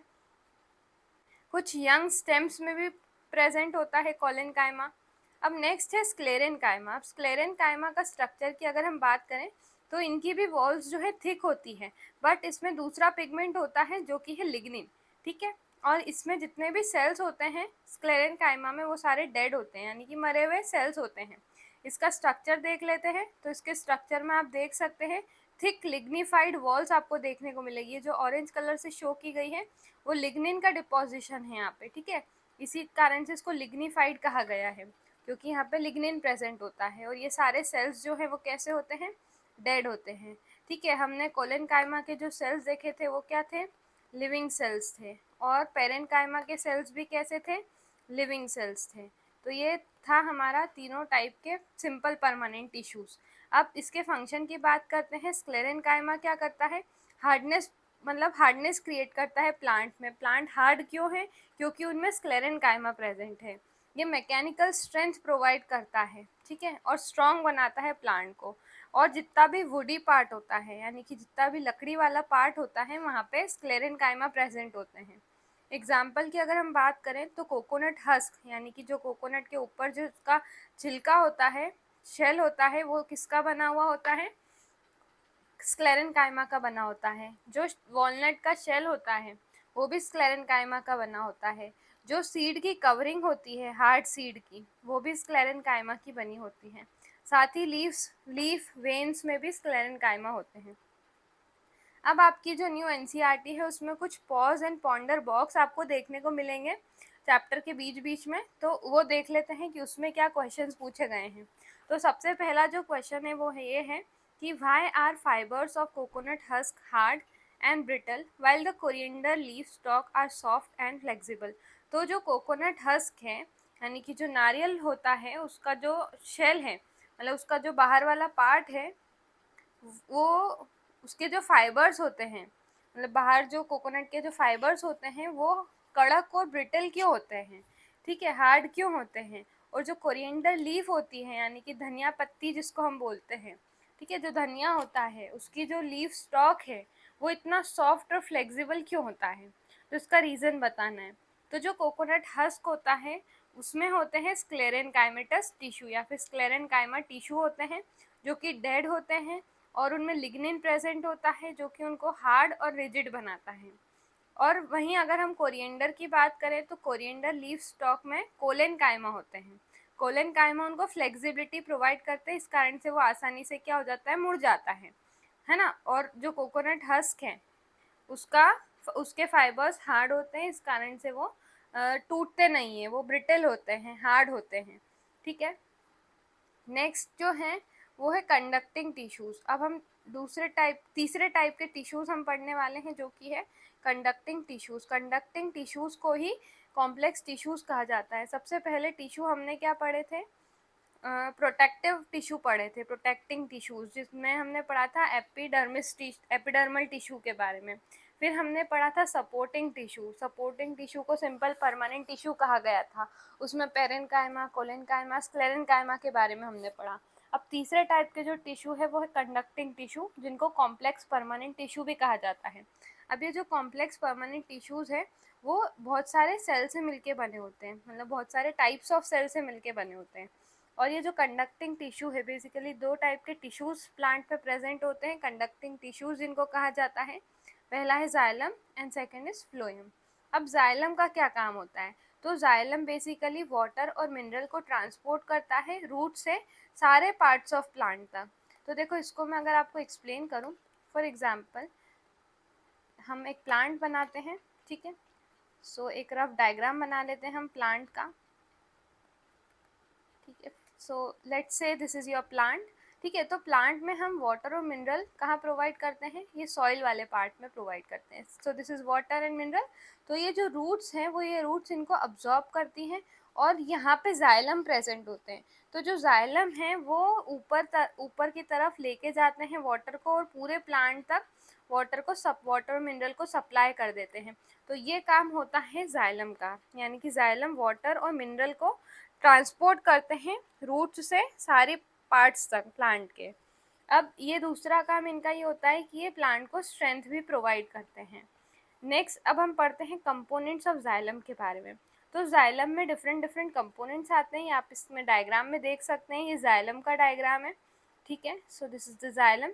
तो जाइलम में जो डिफरेंट कंपोनेंट्स प्रेजेंट होते हैं वो क्या है, सबसे पहला है xylem fibre, tracheids, xylem parenchyma and vessels. अब इन सभी के बारे में पढ़ते हैं। सो ट्रेचेड जो वेसल्स जो है वो ट्यूब्यूलर होते हैं। आप देख सकते हैं यहाँ पे ये ट्यूब लाइक के स्ट्रक्चर आपको इस डायग्राम में देखने को मिलेंगे। सो ये ट्यूब्यूलर स्ट्रक्चर्स होते हैं, ठीक है। इसका डायग्राम का ट्यूटोरियल भी मेरे चैनल पे अवेलेबल है, वो आप चेकआउट कर सकते हैं। सो नेक्स्ट क्या है, xylem fibre. Xylem fibre strength provide करते हैं। तो ये आपको जो ये वाला स्ट्रक्चर दिखाई दे रहा है, ये है जाइलम फाइबर, जो कि प्लांट को स्ट्रेंथ प्रोवाइड करते हैं। जो जाइलम पेरेन्काइमा है वो ही सिर्फ लिविंग पार्ट होता है। पेरेन्काइमा आ गया मतलब लिविंग सेल्स की बात हो रही है, ठीक है। तो जो जाइलम पेरेन्काइमा है वहाँ पे लिविंग सेल्स प्रेजेंट होते हैं और ये लिविंग पार्ट होता है, ठीक है। अब जो नेक्स्ट है वो है फ्लोएम। फ्लोएम का क्या काम होता है प्लांट में, ये फूड को ट्रांसपोर्ट करता है, ठीक है। फूड कहाँ पे बनता है, हमारे प्लांट में लीव्स में बनता है, थ्रू द प्रोसेस, मतलब by the process of photosynthesis, ठीक है। तो वो जो लीव्स में फूड बनता है वो दूसरे पार्ट्स ऑफ प्लांट तक कौन लेके जाता है, फ्लोएम लेके जाता है, ठीक है। तो ये काम होता है फ्लोएम का। अब फ्लोएम के भी डिफरेंट डिफरेंट कंपोनेंट्स होते हैं, तो आप ये डायग्राम में देख सकते हैं। सबसे पहला है phloem parenchyma, sieve tubes, this is the sieve pore and companion cells, ठीक है। तो अब इनके काम क्या होते हैं, सीव ट्यूब्स जो है लॉन्ग ट्यूबुलर सेल्स होते हैं, और फूड जो है वो कहाँ किसके थ्रू मूव करता है, या जो जाइलम, ये जो सीव पोर है इसके थ्रू फूड पास होता है, ठीक है, यहाँ से फ्लो करता है और एक पार्ट से दूसरे पार्ट तक जा पाता है। और जो कंपेनियन सेल्स होते हैं वो सीव ट्यूब की एक्टिविटी को कंट्रोल करते हैं, ठीक है। और जो फ्लोएम फाइबर्स हैं वो क्या करते हैं, प्लांट को स्ट्रेंथ प्रोवाइड करते हैं। तो ये हमने पढ़ लिया जाइलम एंड फ्लोएम के बारे में। अब कुछ है ना टिश्यू सिस्टम्स होते हैं प्लांट में। So basically 3 types of tissue systems आपके एनसीईआरटी में दिए हुए हैं। सबसे पहला है dermal tissue system, second is ground tissue system and the third is vascular tissue system. तो जो सबसे पहले इस डायग्राम के थ्रू हम समझेंगे, तो डिफरेंट टिश्यू सिस्टम बताए गए हैं इसमें प्लांट के।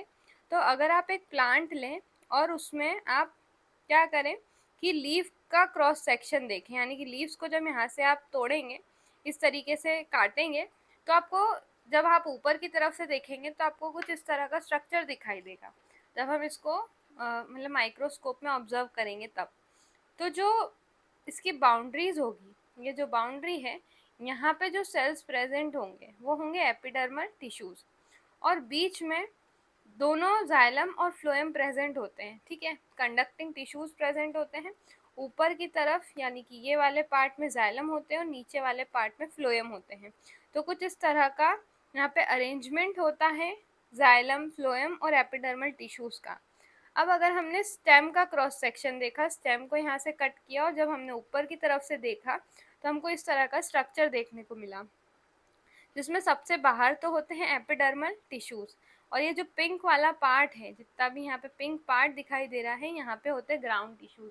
अब ग्राउंड टिश्यूज क्या होते हैं, ground tissues parenchyma, sclerenchyma, collenchyma को ग्राउंड टिश्यूज कहा जाता है।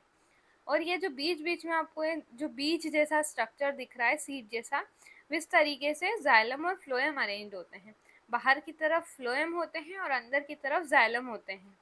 अब अगर हम रूट का क्रॉस सेक्शन देखें और इसको ऊपर से ऑब्जर्व करें, तो उसमें सबसे बाहर तो एपिडर्मल टिश्यूज अरेंज्ड होते हैं, देन बीच में ग्राउंड टिश्यूज होते हैं, देन ये जो प्लस वाला पार्ट है इस तरीके से जाइलम अरेंज्ड होते हैं, और यहाँ पे फ्लोएम होते हैं। तो कुछ इस तरह का इनका अरेंजमेंट होता है प्लांट में सभी टिश्यूज का। अब इनके बारे में डिटेल में जानते हैं। तो डर्मल टिश्यू सिस्टम में जो है वो बनाते हैं आउटर कवरिंग, यानी कि जो सबसे बाहर वाली जो कवरिंग है वो क्या की होती है, डर्मल टिश्यू, या फिर हम बोल सकते हैं एपिडर्मल टिश्यूज यहाँ पे प्रेजेंट होते हैं बाउंड्रीज में। तो ये क्या करते हैं, इनर पार्ट्स को प्रोटेक्ट करते हैं, साथ ही वाटर लॉस से ये बचाते हैं। दूसरे टाइप के टिश्यू है ग्राउंड टिश्यू सिस्टम। ये मेन बॉडी होती है प्लांट की, और इसमें कौन कौन से टिश्यूज आते हैं, सबसे पहला है पेरेन्काइमा, कोलेन्काइमा एंड स्क्लेरेन्काइमा। और तीसरे टाइप के जो टिश्यू सिस्टम है वो है vascular tissue system. Vascular tissue system अगर आपसे पूछे तो आपको उसमें जाइलम एंड फ्लोएम के बारे में लिखना है। जितने भी मतलब जो भी जाइलम और फ्लोएम का फंक्शन था वही वस्कुलर टिश्यू सिस्टम करता है, क्योंकि xylem phloem vascular tissue system में आते हैं। इनका काम होता है वाटर, मिनरल और फूड को कंडक्ट करना, या फिर एक जगह से दूसरी जगह तक पहुंचाने का इनका काम होता है। अब साइंटिस्ट कॉर्नर आपके एनसीईआरटी में दिया है, जिसमें 2 साइंटिस्ट के बारे में बताया गया है। सबसे पहला साइंटिस्ट का नाम जो था वो जो दे रखा है वो है सिप्रा गुहा मुखर्जी, और जो दूसरे साइंटिस्ट है वो है एससी माहेश्वरी। अब ये जो 2 साइंटिस्ट थे इन्होंने बहुत इम्पोर्टेंट कंट्रीब्यूशन दिया था प्लांट टिश्यू कल्चर की फील्ड में। इनका जो कंट्रीब्यूशन था उसके कारण इन्होंने एक कंप्लीट प्लांट को डेवलप किया था एंथर कल्चर का यूज़ करके। एंथर कल्चर इन्होंने करा था और एक पूरा प्लांट बनाया था। इन्होंने उसमें पूरा मीडियम जो था न्यूट्रिएंट मीडियम वो आर्टिफिशियल लिया था, और इन्होंने एक्सपेरिमेंट्स परफॉर्म किए थे कंट्रोल्ड लेबोरेटरी कंडीशंस में, जिसके कारण वो पूरा कंप्लीट प्लांट बना सके लेबोरेटरी के अंदर ही।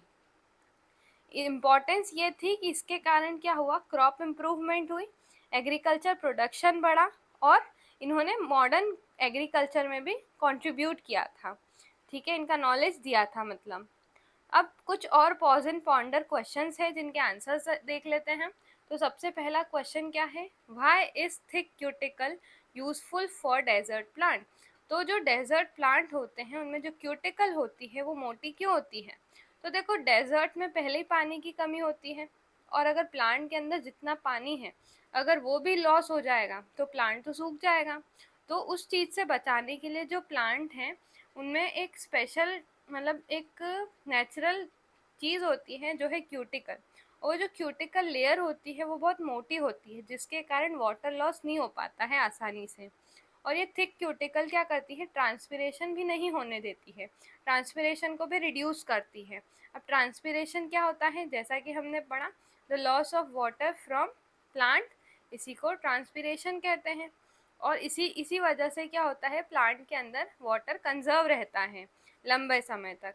अब दूसरा क्वेश्चन ये है, why is thick cuticle not useful for underground under water plants.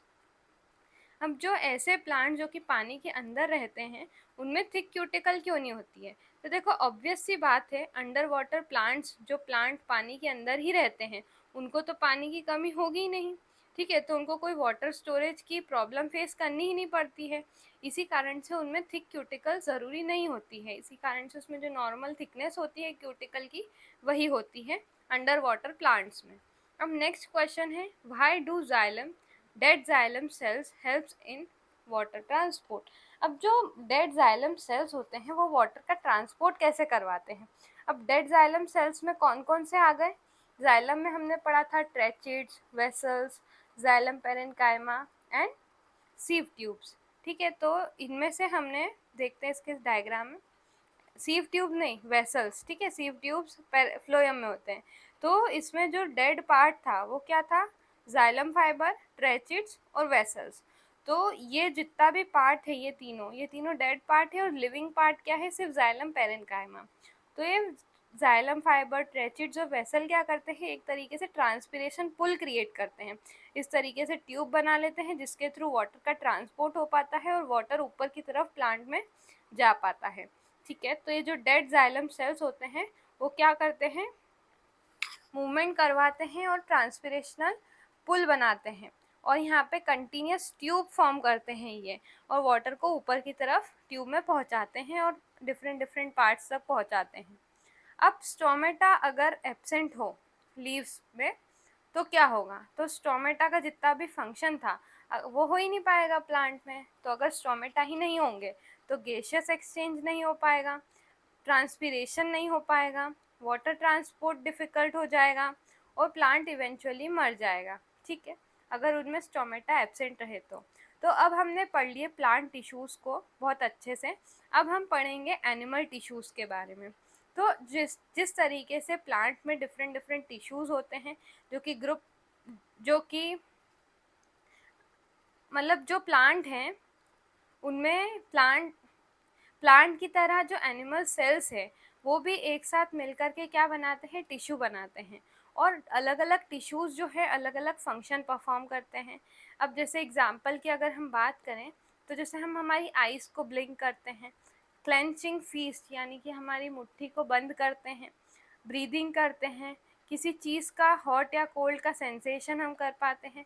तो वो सभी किसकी वजह से मतलब उसके लिए कौन रिस्पॉन्सिबल है ये सभी एक्शंस के लिए, तो जो डिफरेंट डिफरेंट टिश्यूज़ हैं हमारी बॉडी में वो सभी रिस्पॉन्सिबल होते हैं ये सभी एक्शंस के लिए। ठीक है, अब हम बढ़ते हैं आगे। सबसे पहला टाइप का टिश्यू जो होता है एनिमल टिश्यू, वो है एपिडर्मल एपिथेलियल टिश्यू। ठीक है, क्या है एपिथेलियल टिश्यू? जिस तरीके से प्लांट में एपिडर्मल टिश्यूज थे जो कि आउटर कवरिंग बना रहे थे उनकी, इसी तरीके से एनिमल्स में एपिथेलियल टिश्यू होते हैं जिसका स्ट्रक्चर और फंक्शन हम पढ़ेंगे। तो जो एपिथेलियल टिश्यू है वो हमारी बॉडी की आउटर कवरिंग बनाते हैं, मतलब हमारी जो आउटर कवरिंग है बॉडी की वहाँ पे एपिथेलियल टिश्यूज प्रेजेंट होते हैं। साथ ही जितने भी इंटरनल ऑर्गन्स है, जितने भी ऑर्गन्स हमारी बॉडी के अंदर हैं, उनकी जो आउटर लाइनिंग है वो भी एपिथेलियल टिश्यू से ही बनती है। इनका जो स्ट्रक्चर होता है, तो इनमें जो सेल्स होते हैं इन टिश्यूज़ में वो टाइटली पैक्ड होते हैं और इनमें बहुत कम स्पेस प्रेजेंट होती है सेल्स के बीच में। फंक्शन क्या होता है एपिथेलियल टिश्यू का कि ये प्रोटेक्शन, यानी कि ऑर्गन्स को प्रोटेक्ट करते हैं, ठीक है, और हमारी बॉडी को प्रोटेक्ट करते हैं, एब्जॉर्प्शन में हेल्प करते हैं, सिक्रीशन में हेल्प करते हैं, जो सब्सटेंसेस सिक्रीट होने हैं वो इन टिश्यूज़ के थ्रू सिक्रीट होते हैं, सेंसरी फंक्शन करते हैं, सेंस करने में हेल्प करते हैं, साथ ही गेशियस एक्सचेंज में भी ये मदद करते हैं। इस डायग्राम में आप देख सकते हैं different types of epithelial tissues को बताया गया है जो डिफरेंट बॉडी पार्ट्स में प्रेजेंट होते हैं। ठीक है, तो इन सभी के बारे में हम डिटेल में पढ़ेंगे। तो ये जो आप टेबल देख रहे हैं ये एग्जैक्ट आपकी एनसीईआरटी की टेबल है, टेबल 3.2, जिसमें कैरेक्टरिस्टिक्स ऑफ एपिथेलियल टिश्यू के बारे में बताया है। तो टोटल 5 टाइप के एपिथेलियल टिश्यूज़ के बारे में इसमें बताया है। सबसे पहला टिश्यू है squamous epithelium, second is stratified squamous epithelium. ये जो रेड मतलब वर्ड्स में मैंने लिखा है रेड फॉन्ट में, वो नहीं है आपके एनसीईआरटी में, तो वो आप ज़रूर लिख लेना।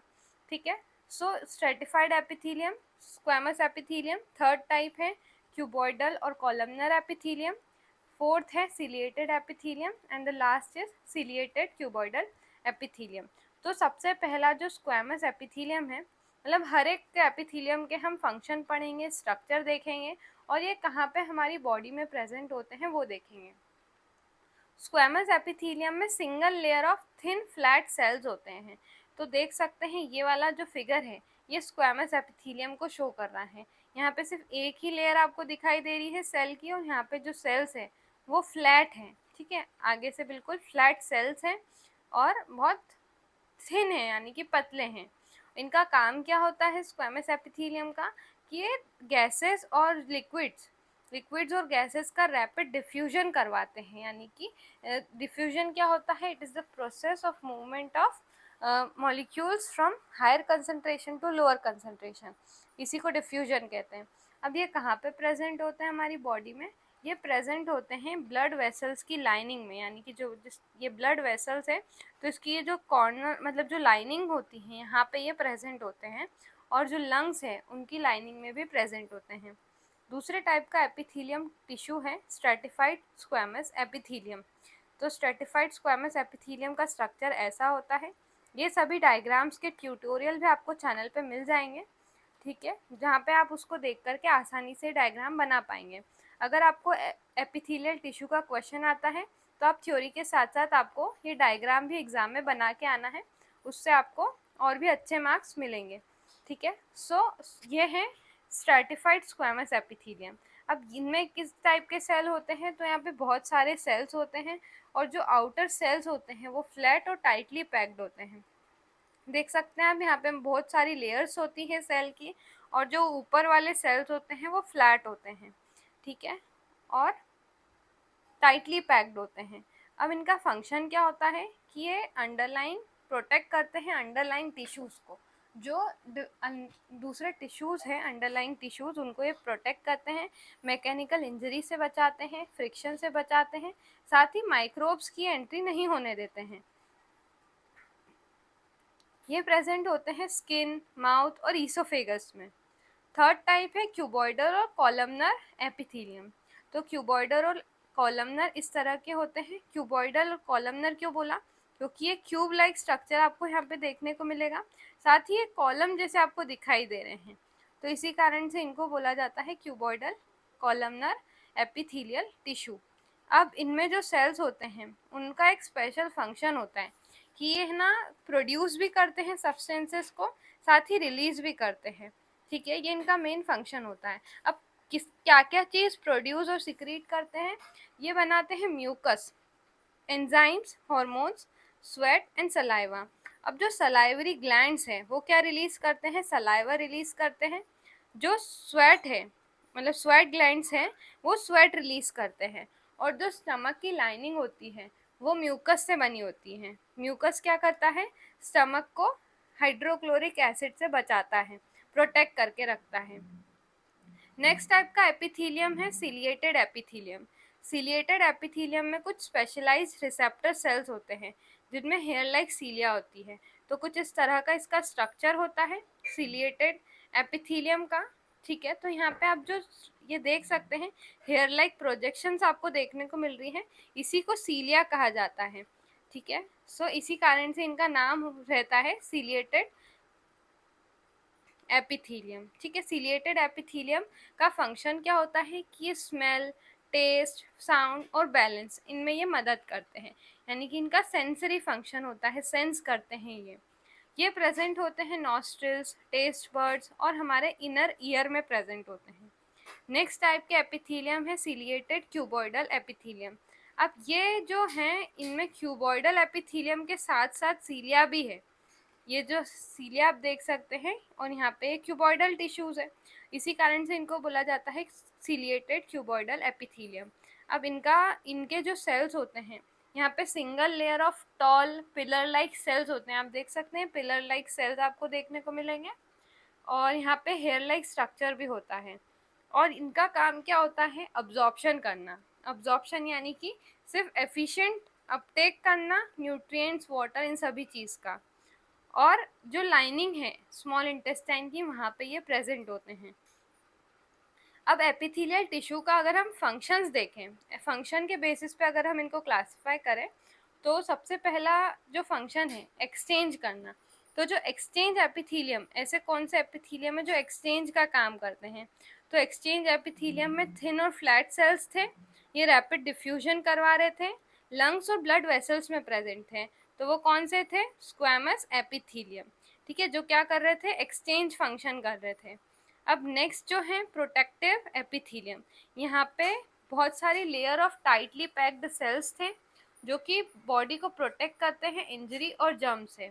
और वो टिश्यू का नाम क्या था, स्ट्रेटिफाइड स्क्वैमस एपिथेलियम, जो कि प्रोटेक्शन का काम कर रहे थे, बॉडी में प्रोटेक्शन का काम करते हैं मतलब। अब नेक्स्ट है सिक्रीटरी एपिथेलियम, ये सब्सटेंसेस को प्रोड्यूस करते हैं और ये ग्लैंड्स में पाए जाते हैं। तो वो कौन से हैं, वो हैं क्यूबॉइडल कॉलमनर एपिथेलियम। नेक्स्ट है sensory epithelium. Sensory epithelium sense, taste और साउंड को डिटेक्ट करते हैं और ये रिसेप्टर सेल्स में होते हैं। अब सेंसरी एपिथेलियम में कौन आते हैं, सिलिएटेड एपिथेलियम सेंसरी फंक्शन करते हैं। नेक्स्ट है अब्जॉर्प्टिव एपिथेलियम। अब्जॉर्प्टिव एपिथेलियम क्या करते हैं, न्यूट्रिएंट्स और वाटर को अब्जॉर्ब करते हैं और ये स्मॉल इंटेस्टाइन में पाए जाते हैं। वो कौन से टिश्यूज हैं, वो कौन से एपिथेलियम है, तो वो है सिलिएटेड क्यूबॉइडल एपिथेलियम। नेक्स्ट अब हम पढ़ते हैं how are different parts connected in our body. जो हमारे पार्ट्स हैं बॉडी के, वो एक दूसरे से किस तरीके से कनेक्टेड होते हैं, तो वो उनको कनेक्ट कौन करता है, उनको कनेक्ट करते हैं कनेक्टिव टिश्यूज़। अब ये कनेक्टिव टिश्यूज़ क्या होते हैं, ये ऐसे टिश्यूज़ होते हैं जो कि कनेक्ट और सपोर्ट करते हैं दूसरे टिश्यूज़ को, इसी कारण से इनको कनेक्टिव टिश्यू कहा जाता है। तो टोटल 5 टाइप्स के कनेक्टिव टिश्यूज़ होते हैं। सबसे पहला है blood, yes blood is also a connective tissue. Next है bone, cartilage, tendons and ligaments, इन सभी के बारे में हम डिटेल में पढ़ेंगे। तो सबसे पहले पढ़ते हैं हम ब्लड को। अब ब्लड क्या होता है, ब्लड को कहा जाता है फ्लूइड कनेक्टिव टिश्यू। क्या कहा जाता है, फ्लूइड कनेक्टिव टिश्यू, क्योंकि ये फ्लूइड होता है। और इसके जो कंपोनेंट्स हैं ब्लड में, सिर्फ ऐसा नहीं है कि ब्लड सिर्फ एक ही चीज़ से बना हुआ है, रेड पिगमेंट, उसमें डिफरेंट डिफरेंट कंपोनेंट्स होते हैं। उसमें होता है प्लाज्मा, आरबीसीज, डब्ल्यूबीसीज एंड प्लेटलेट्स, ये सभी मिलके क्या बनाते हैं, ब्लड बनाते हैं। अब इनका जो कंपोजिशन है, तो कंपोजिशन की अगर हम बात करें तो टोटल जो ब्लड है उसमें 55% प्लाज्मा होता है टोटल वॉल्यूम का, और 45% क्या होता है, फॉर्म्ड एलिमेंट्स होते हैं। फॉर्म्ड एलिमेंट्स में 3 चीज़ें आती है। सबसे पहला है WBC, प्लेटलेट्स एंड RBCs। अब ये सभी के फंक्शंस पढ़ते हैं। तो RBC का फुल फॉर्म क्या होता है, रेड ब्लड सेल्स। अब ये रेड ब्लड सेल्स में क्या होता है, हीमोग्लोबिन होता है। हीमोग्लोबिन क्या होता है, हमारे ब्लड को रेड पिगमेंट प्रोवाइड करता है, और ये क्या करता है, हीमोग्लोबिन ऑक्सीजन को कैरी करता है, ये हमारे ब्लड को रेड कलर देता है। और आरबीसीज की जो लाइफ स्पैन होता है, आरबीसीज का लाइफ स्पैन होता है सिर्फ 4 महीने का, यानी कि ये सिर्फ 120 डेज तक ही जिंदा रह पाते हैं, उसके बाद ये मर जाते हैं और नए सेल्स बन जाते हैं। ठीक है, अब नेक्स्ट है WBCs। WBCs मतलब होता है white blood cells. White blood cells का फंक्शन ये होता है कि हमारी बॉडी को इन्फेक्शन से बचाते हैं और इन्हें जर्म्स से फाइट करते हैं। नेक्स्ट है प्लेटलेट्स। तो देखो, अगर आपको कभी चोट लगी होगी तो आपकी मतलब कट अगर कहीं पे आपको लगा तो वहाँ से खून बहने लगता है, और कुछ समय बाद वहाँ पे क्लॉट जम जाता है और खून बहना बंद हो जाता है। तो वहाँ पे क्या होती है, प्लेटलेट्स इकट्ठी हो जाती है, जिसके कारण ब्लड की क्लॉटिंग हो जाती है और एक्सेसिव ब्लड लॉस नहीं होता है। तो ये काम होता है प्लेटलेट्स का। नेक्स्ट है प्लाज्मा। प्लाज्मा लिक्विड पार्ट होता है ब्लड का। ये न्यूट्रिएंट्स और हॉर्मोन्स को ट्रांसपोर्ट करता है डिफरेंट बॉडी पार्ट्स तक। एक एक्टिविटी आपकी एनसीईआरटी में दी गई है, उसमें आपको मतलब कुछ अलग अलग कंडीशंस दी गई हैं कि जैसे अगर मान लो कि आपको अगर स्मॉल कट लगा स्किन के ऊपर, तो वहाँ पे क्या होता है, क्या देखते हैं हम कि वहाँ पे ब्लड आना स्टार्ट हो जाता है बहुत सारा, और कुछ समय बाद क्लॉट बन जाता है जैसा कि मैंने बताया। तो उसका रीज़न क्या होता है कि वहाँ पे प्लेटलेट्स इकट्ठी हो जाती है जो कि क्लॉटिंग कर देती है ब्लड की। अगर आपको कभी स्किन इन्फेक्शन हुआ हो तो वहाँ पे क्या होता है, स्किन इन्फेक्शन जहाँ होता है वहाँ का एरिया रेड हो जाता है और सूज जाता है, स्वेलन हो जाता है, और फीवर भी बहुत सी बार आ जाता है जब स्किन इन्फेक्शन होता है। तो उसका रीज़न क्या होता है कि वहाँ पे WBC को क्या कहा जाता है, हमारी बॉडी की आर्मी कहा जाता है, क्योंकि वो हमारी जो जर्म्स है उससे वो फाइट करती है। जो फॉरेन मतलब बाहर से जो माइक्रो ऑर्गेनिज्म जर्म्स हमारी बॉडी में आ जाते हैं, उनसे कौन लड़ता है, हमारी आरबीसीज लड़ती है।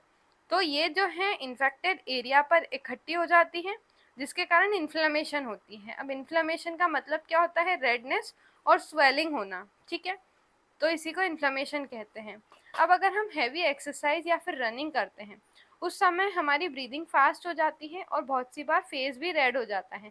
तो ऐसा क्यों होता है, क्योंकि मसल्स जो हैं, मसल्स को ज़्यादा ऑक्सीजन की रिक्वायरमेंट होती है उस समय, और फास्ट ब्रीदिंग होती है, जिसके कारण ऑक्सीजन ज़्यादा हम बॉडी में इंटेक करते हैं, और इसके कारण ब्लड फ्लो इंक्रीज हो जाता है, जिस कारण से ब्रीदिंग फास्ट हो जाती है और रेडनेस हो जाती है फेस पर। अब हमने सबसे पहला कनेक्टिव टिश्यू तो पढ़ लिया जो कि ब्लड था। ठीक है, ब्लड के बारे में हमने डिटेल में जाना। अब जो बाकी के कनेक्टिव टिश्यूज़ हैं उनके बारे में हम पढ़ेंगे। तो कितने टिश्यूज़ बचे हैं हमारे, bone, cartilage, tendons and ligaments. तो इन चारों को हम पढ़ेंगे इस टेबल 3.4 की मदद से। ये टेबल भी एग्जैक्ट आपकी एनसीईआरटी की टेबल है और बहुत इम्पॉर्टेंट है। तो इसमें आपको क्या करना है कि कुछ एक्शंस करना है। आप जहाँ पे बैठे हैं वहाँ पे बैठे बैठे ही आप एक्शंस कीजिए, फिर एक्सपीरियंस कीजिए कि आपको क्या हुआ और वहाँ पे क्या फंक्शन हुआ आपकी बॉडी में, वो हम जानेंगे। और वहाँ उसके लिए कौन सा कनेक्टिव टिश्यू रिस्पॉन्सिबल था उस एक्शन को करने में, वो भी हम पढ़ेंगे। तो सबसे पहला एक्शन आपको करना है कि आपकी जो एल्बो है उसको जेंटली टच करना है, यानी कि आपकी जो हाथ की कूनी है उसको टच करना है। और आपको क्या फील होगा कि वहाँ पे एक हार्ड और रिजिड स्ट्रक्चर प्रेजेंट है, कुछ हमको हार्ड हार्ड फील होगा। तो वो क्यों है, हार्ड हार्ड क्या फील हो रहा है, वहाँ पे बोन्स प्रेजेंट हैं। ठीक है, जिस वजह से वो पार्ट हार्ड हमको नज़र आ रहा है। अब बोन का फंक्शन क्या होता है कि हमारी बॉडी को स्ट्रेंथ, सपोर्ट और प्रोटेक्शन करती है। इसके बारे में भी हम डिटेल में पढ़ेंगे, बोन्स के बारे में भी इस वीडियो में। कार्टिलेज, टेंडन्स, लिगामेंट्स, इसके बारे में भी डिटेल में हम पढ़ने वाले हैं। अब नेक्स्ट क्या करना है एक्शन आपको, press and hold your ears gently and press your nose and stop. तो आपको क्या करना है कि आपका जो कान है उसको मोड़ के देखना है। तो कान जब आप मोड़ेंगे तो आपको कुछ इस तरीके से फ्लेक्सिबल स्ट्रक्चर, वहाँ पे आपको फ्लेक्सिबिलिटी नज़र आएगी।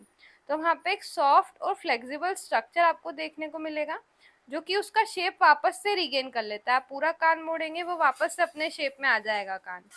तो ऐसा क्यों हुआ? क्योंकि वहाँ पे प्रेजेंट होते हैं कार्टिलेज। कार्टिलेज का फंक्शन ये होता है कि ये फ्लेक्सिबिलिटी और कुशन प्रोवाइड करते हैं, मतलब कुशन जैसा ये स्ट्रक्चर होता है जो कि बोन्स के एंड में प्रेजेंट होता है और ये शॉक एब्जॉर्प्शन से भी बचाते हैं। और यहाँ पे कान के साथ साथ आप आपकी नोज को भी जब आप प्रेस करके देखेंगे और इस तरीके से उसको मूवमेंट करवाएंगे तो वहाँ पे भी आपको एक सॉफ्ट स्ट्रक्चर नजर आएगा, सॉफ्ट और फ्लेक्सिबल स्ट्रक्चर। तो वहाँ पे भी कार्टिलेज होते हैं। नेक्स्ट सेक्शन आपको करना है कि आपके फोर आर्म्स को आपको टच करना है, यानी कि फोर आर्म्स यानी कि जो आपकी रिस्ट है और जो कूनी है उसके जो बीच वाला पार्ट होता है वो फोर आर्म्स है। तो एक हाथ से आपको आपके फोर आर्म्स को पकड़ना है और जिस हाथ को आपने पकड़ा है उसमें आपको मुट्ठी बंद और चालू करनी है, मतलब फिंगर्स का मूवमेंट करना है, क्लेंचिंग फिस्ट करना है आपको और आपके फिंगर्स को मूवमेंट करवाना है। तो आपके फोर आर्म्स में आपको कुछ मूवमेंट नजर आएगा, मूवमेंट फील होगा। तो वहाँ पे वो जो मूवमेंट हो रहा है, क्योंकि आपकी जब आपकी फिंगर्स दूर जा रही है और पास आ रही है तो वहाँ पे मूवमेंट हो रहा है। तो वो मूवमेंट क्यों हो रहा है? क्योंकि वहाँ पे टेंडन्स प्रेजेंट होते हैं। टेंडन्स क्या करते हैं? बोन को मसल से कनेक्ट करते हैं, इसी कारण से मूवमेंट हो पाता है। नेक्स्ट आपको क्या एक्शन करना है कि आपको सिंपली एक चेयर के ऊपर बैठना है और आपके लेग को अपवर्ड मूवमेंट करवाना है, नीज मतलब नीज से ऊपर। नॉर्मली हम पैर नीचे करते हैं, जमीन पर रखते हैं, जमीन से आपको ऊपर की तरफ लेके आना है आपके लेग्स को। तो वहाँ पे क्या जॉइंट्स जो रहते हैं वो उनकी कुछ ना कुछ एक लिमिट होती है, यानी कि एक हद तक ही आपके पैर ऊपर जा पाएंगे, फिर उसके ऊपर नहीं जा पाएंगे, क्योंकि वहाँ पे लिगामेंट्स प्रेजेंट होते हैं। लिगामेंट्स क्या करते हैं? बोन को दूसरी बोन से कनेक्ट करते हैं, स्टेबिलिटी प्रोवाइड करते हैं और एक लिमिट तक ही मूवमेंट कर पाते हैं और ये डिसलोकेशन से बचाते हैं, यानी कि प्रॉपर अपनी लोकेशन पे ही बोन प्रेजेंट रहे। तो ये इस चीज़ को इंश्योर करते हैं। तो ये हमने पढ़ लिया। अब एक एक को हम डिटेल में पढ़ेंगे। तो सबसे पहला है बोन, सबसे मतलब second type of connective tissue है बोन, जिसका स्ट्रक्चर कैसा होता है? हार्ड और रिजिड होता है। अब बोन्स काय की बनी होती है? कैल्शियम और फॉस्फोरस की बनी होती है। टोटल 206 बोन्स हमारी बॉडी में प्रेजेंट होती है, ठीक है। और अलग अलग डिफरेंट डिफरेंट स्ट्रक्चर होता है बोन्स का और इनका फंक्शन होता है कि ये बॉडी को सपोर्ट करती है, प्रोटेक्ट करती है हमारे इंटरनल ऑर्गन्स को, साथ ही हमारी बॉडी को शेप देती है। अब नेक्स्ट है कार्टिलेज। यहाँ पे आप टाइप्स ऑफ बोन भी देख सकते हैं, जैसे कि नी कैप, कुछ लॉन्ग बोन्स होती हैं, कुछ कॉलर बोन्स होती हैं और रिब केज वाली बोन्स होती हैं। तो ये सभी जो बोन्स हैं इनका अलग अलग नाम होता है जो कि आप हायर क्लासेस में पढ़ेंगे। अब हम जानते हैं कार्टिलेज के बारे में। कार्टिलेज सॉफ्ट और फ्लेक्सिबल स्ट्रक्चर होता है। तो ये क्या करता है? कुशनिंग प्रोवाइड करता है। जिस तरीके से कुशन होता है ना, इसी तरीके से कुशन हमारी जो बॉडी के कुछ कुछ पार्ट्स है वहाँ पे भी प्रेजेंट होता है, जिसके कारण फ्रिक्शन रिड्यूस होता है, ठीक है, फ्रिक्शन नहीं हो पाता है और ये शॉक भी अब्जॉर्ब कर लेता है, जिसके कारण से चोट नहीं लगती है। अब ये कार्टिलेज देखो, आप जैसे कि देख सकते हैं यहाँ पे प्रेजेंट आपको दिखाई दे रहे हैं ये कार्टिलेज। तो ये कुशनिंग प्रोवाइड करते हैं और ये जो कार्टिलेज होते हैं ये हमारे वर्टिब्रल कॉलम में भी प्रेजेंट होते हैं, उसके बारे में भी हम आगे पढ़ेंगे। नेक्स्ट है टेंडन्स। टेंडन्स क्या करते हैं? बोन मतलब मसल को बोन से कनेक्ट करते हैं। तो ऐसे पार्ट, ऐसा ऐसे कोई सी चीज़ जैसे कि देखो ये मसल है और ये बोन है और बीच में ये टेंडन्स है, तो ऐसी चीज़ जो मसल को बोन से कनेक्ट कर रही है वो होते हैं टेंडन्स। और जो एक बोन को दूसरी बोन से कनेक्ट कर रहे हैं वो क्या होते हैं? ये लिगामेंट्स होते हैं। तो दोनों में ये डिफरेंस होता है, मसल से बोन को कनेक्ट करने वाले टेंडन्स और बोन से बोन को कनेक्ट करने वाले लिगामेंट। इसको आप इस तरीके से ट्रिक से याद कर सकते हैं, MB tendon and BB ligament, ठीक है। अब आगे बढ़ते हैं। Ligaments, ligament bone to bone connect होते हैं, बोन को बोन से कनेक्ट करते हैं, जॉइंट्स को स्टेबलाइज करते हैं और डिसलोकेशन से बचाते हैं। अब नेक्स्ट अब हम पढ़ते हैं, मतलब हमने अभी तक क्या पढ़ा? प्लांट टिश्यूज और एनिमल टिश्यूज के बारे में पढ़ा डिटेल में। तो जो प्लांट टिश्यूज में हमने क्या पढ़ा था कि जो एपिडर्मिस होता है वो प्लांट को प्रोटेक्ट करता है और सबसे आउटर कवरिंग बनाता है प्लांट की। पेरेन्काइमा हमने पढ़ा था, जो कि क्या थे, सपोर्टिंग टिश्यूज थे। तो वो क्या कर रहे थे, फूड को स्टोर करता है पेरेन्काइमा, जो कि लिविंग सेल से मिलके बना था। कोलेनकाइमा भी लिविंग सेल से मिलके बना था, जो कि फ्लेक्सिबिलिटी प्रोवाइड करता है प्लांट को। और जो स्क्लेरेनकाइमा है, स्क्लेरेनकाइमा डेड सेल से मिलके बना होता है, जो कि स्ट्रेंथ और हार्डनेस प्रोवाइड करता है प्लांट को। और जो जाइलम और फ्लोएम थे, वो क्या थे, कंडक्टिंग टिश्यूज थे, जो कि जाइलम वाटर को ट्रांसपोर्ट करने में मदद करता है और फ्लोएम फूड को ट्रांसपोर्ट करने में मदद करता है। अब नेक्स्ट पढ़ा था हमने एनिमल टिश्यूज। एनिमल टिश्यूज में जो आउटर कवरिंग जो बनाता है, मतलब आउटर पार्ट्स में जो प्रेजेंट होता है, वो होता है एपिथेलियल टिश्यू, जो कि बॉडी को प्रोटेक्ट करता है, साथ ही अब्जॉर्प्शन में हेल्प करता है, सब्सटेंसेस को अब्जॉर्ब करता है। जिसमें फिर हमने पढ़ा था कनेक्टिव टिश्यूज को, जो डिफरेंट बॉडी पार्ट्स को कनेक्ट कर रहे थे। ब्लड सब्सटेंसेस को ट्रांसपोर्ट करता है, बोन सपोर्ट प्रोवाइड करता है, सपोर्ट स्ट्रेंथ प्रोवाइड करता है, एंड प्रोटेक्शन देती है बोन्स हमको, और हमारे इंटरनल ऑर्गन्स को प्रोटेक्ट करती है। कार्टिलेज फ्लेक्सिबिलिटी प्रोवाइड करता है। टेंडन्स और लिगामेंट मूवमेंट और स्टेबिलिटी में मदद करते हैं। तो ये हमने पढ़ा था एनिमल टिश्यू और प्लांट टिश्यू के बारे में। तो अगर आपसे डिफरेंस पूछा जाता है तो आप ये पूरा लिख सकते हैं, प्लांट टिश्यू और एनिमल टिश्यू में डिफरेंस। अब हम पढ़ते हैं टाइप्स ऑफ मसल्स। तो हमारी बॉडी में मसल्स भी होती हैं, बोन्स भी होती हैं, तो उन सभी के बारे में हम पढ़ेंगे। तो अभी हमारा जो नेक्स्ट है, मतलब ये जो पार्ट है जिसमें हम पढ़ने वाले हैं डिफरेंट टाइप्स ऑफ मसल्स के बारे में। तो बहुत सारे टाइप्स की मसल्स होती है, टोटल 3 टाइप्स की मसल्स हम पढ़ेंगे। सबसे पहला है स्केलेटल मसल, दूसरी है स्मूथ मसल्स, और तीसरी है कार्डियक मसल्स। अब ये मसल्स का काम क्या होता है, तो ये मसल्स बेसिकली मूवमेंट में हेल्प करती हैं और हमारे जो बॉडी फंक्शंस हैं उसको परफॉर्म करने में ये मदद करती है। इस चैप्टर में हम 3 टाइप्स की मसल्स पढ़ने वाले हैं। तो सबसे पहली टाइप की जो मसल्स है, एक और बात कि जो हर एक मसल है उसका अपना अपना अलग स्ट्रक्चर होता है और उसका डिफरेंट फंक्शंस होते हैं। तो जो स्केलेटल मसल है, स्केलेटल मसल जो है वो बोन से अटैच्ड रहती है, और ये जो मसल्स है वो डिफरेंट बॉडी पार्ट्स में प्रेजेंट होती है, जैसे कि आर्म्स, लेग्स, नेक, फिंगर्स, इन सभी में स्केलेटल मसल होती हैं। ये मसल्स हमारी विल के अकॉर्डिंग काम करती हैं, यानी कि हमारी इच्छा से ये काम करती है। इसी कारण से इनको वॉलेंट्री मसल्स कहा जाता है। जैसे कि हमको अगर वर्क करना है तो जो मसल्स रिस्पॉन्सिबल है, अगर हम चाहेंगे तो हम वर्क करेंगे, अगर हम चाहेंगे कि हमको दौड़ना है तो हम दौड़ेंगे, तो वो हमारे अकॉर्डिंग हो रहा है सब कुछ। अगर हमको हमारे हाथों से लिखना है तो जो मसल्स काम कर रही है तो वो हमारे विल के अकॉर्डिंग कर रही है, इसी कारण से उनको वॉलेंट्री मसल्स कहा जाता है। और जंपिंग के लिए कौन सी मसल्स रिस्पॉन्सिबल है, जंपिंग, लिफ्टिंग ऑब्जेक्ट्स को अगर हमको उठाना है तो हम उठाएंगे, तो जो मसल्स रिस्पॉन्सिबल है इसके लिए वो है skeletal muscles. I hope skeletal muscle आपको समझ आ गया होगा। और यहाँ पे जितनी भी एक्टिविटीज़ है जो हो रही है वो वहाँ पे स्केलेटल मसल्स काम कर रही है। सारी जो एक्टिविटीज़ हमने देखी, jumping, lifting object, running, writing, है ना, वॉकिंग, इन सभी के लिए स्केलेटल मसल्स रिस्पॉन्सिबल है।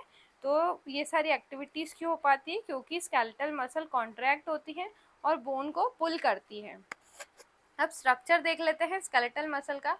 तो ये आप देख सकते हैं तीनों टाइप के मसल का स्ट्रक्चर आपके एनसीईआरटी में दे रखा है, फिगर 3.13, जिसमें डिफरेंट टाइप्स ऑफ मसल्स को बताया गया है। तो स्केलेटल मसल का इस तरह का स्ट्रक्चर होता है। तो स्केलेटल मसल्स में जो सेल्स होते हैं वो लॉन्ग और सिलेंड्रिकल होते हैं। तो आप देख सकते हैं लॉन्ग और सिलेंडर शेप के आपको सेल्स दिखाई देंगे, और यहाँ पे बहुत सारे न्यूक्लियस प्रेजेंट होते हैं। देख सकते हैं आप, ये डार्क कलर के न्यूक्लियस है। और एक और बात, यहाँ पे लाइट और डार्क बैंड्स होते हैं। तो ये आप जो दिख रहे हैं ना आपको यहाँ पे, ये स्ट्राइशंस होते हैं, इन्हीं को डार्क लाइट बैंड्स कहा जाता है। इसी कारण से इनका एक और नाम है स्केलेटल मसल का स्ट्राइटेड मसल्स, क्योंकि यहाँ पे स्ट्राइशंस प्रेजेंट होती है। नेक्स्ट, इसका इम्पॉर्टेंट फीचर क्या है, ये बोन से कनेक्टेड होती है। ये हमारे कॉन्शियस कंट्रोल में होती है, यानी कि हमारे मन से, मतलब हमारे अकॉर्डिंग ये काम करती है। इसी कारण से इनको वॉलेंट्री मसल्स कहा जाता है, और ये मूवमेंट में हेल्प करती हैं। और ये कंटिन्यूसली, मतलब अगर ये कंटिन्यूसली वर्क कर रही हैं तो ये एक टाइम बाद थक जाती हैं, टायर्ड हो जाती हैं, ठीक है। नेक्स्ट टाइप की मसल है स्मूथ मसल। स्मूथ मसल जो है हमारे इंटरनल ऑर्गन्स के अंदर प्रेजेंट होती है, जितने भी हमारे ऑर्गन्स है बॉडी में उनके अंदर स्मूथ मसल्स होती हैं। ये हेल्प करती हैं ऑर्गन्स को ऑटोमेटिकली अपनी एक्टिविटी करने के लिए, ठीक है, बिना किसी कंट्रोल के, यानी कि अपने अकॉर्डिंग ये ऑटोमेटिकली एक्टिविटी करती है ये मसल्स।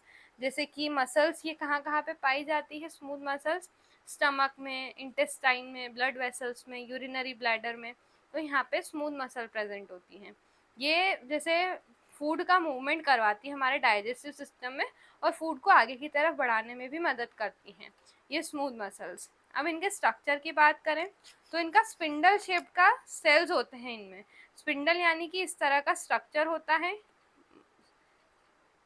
स्मूथ मसल का, इस तरह से, जो कि मिडिल में तो ब्रॉड होती है और साइड्स में नैरो होती है एंड्स में। तो ये आप देख सकते हैं इस फिगर में भी आपको ये स्पिंडल शेप के सेल्स नज़र आ रहे होंगे और इनमें बीच बीच में क्या है, न्यूक्लियस प्रेजेंट होते हैं, ठीक है। हर एक सेल में एक न्यूक्लियस प्रेजेंट होगा और यहाँ पे स्ट्राइशंस एब्सेंट होते हैं और इनको क्या कहा जाता है, स्मूथ मसल्स कहा जाता है। इनके फीचर्स क्या हैं कि ऑटोमेटिकली वर्क करती हैं, हमारे कॉन्शियस कंट्रोल में नहीं होती हैं, ये हमारे इंटरनल बॉडी के फंक्शंस करने में मदद करती हैं, ये अपने आप कंटिन्यूसली वर्क करती रहती है।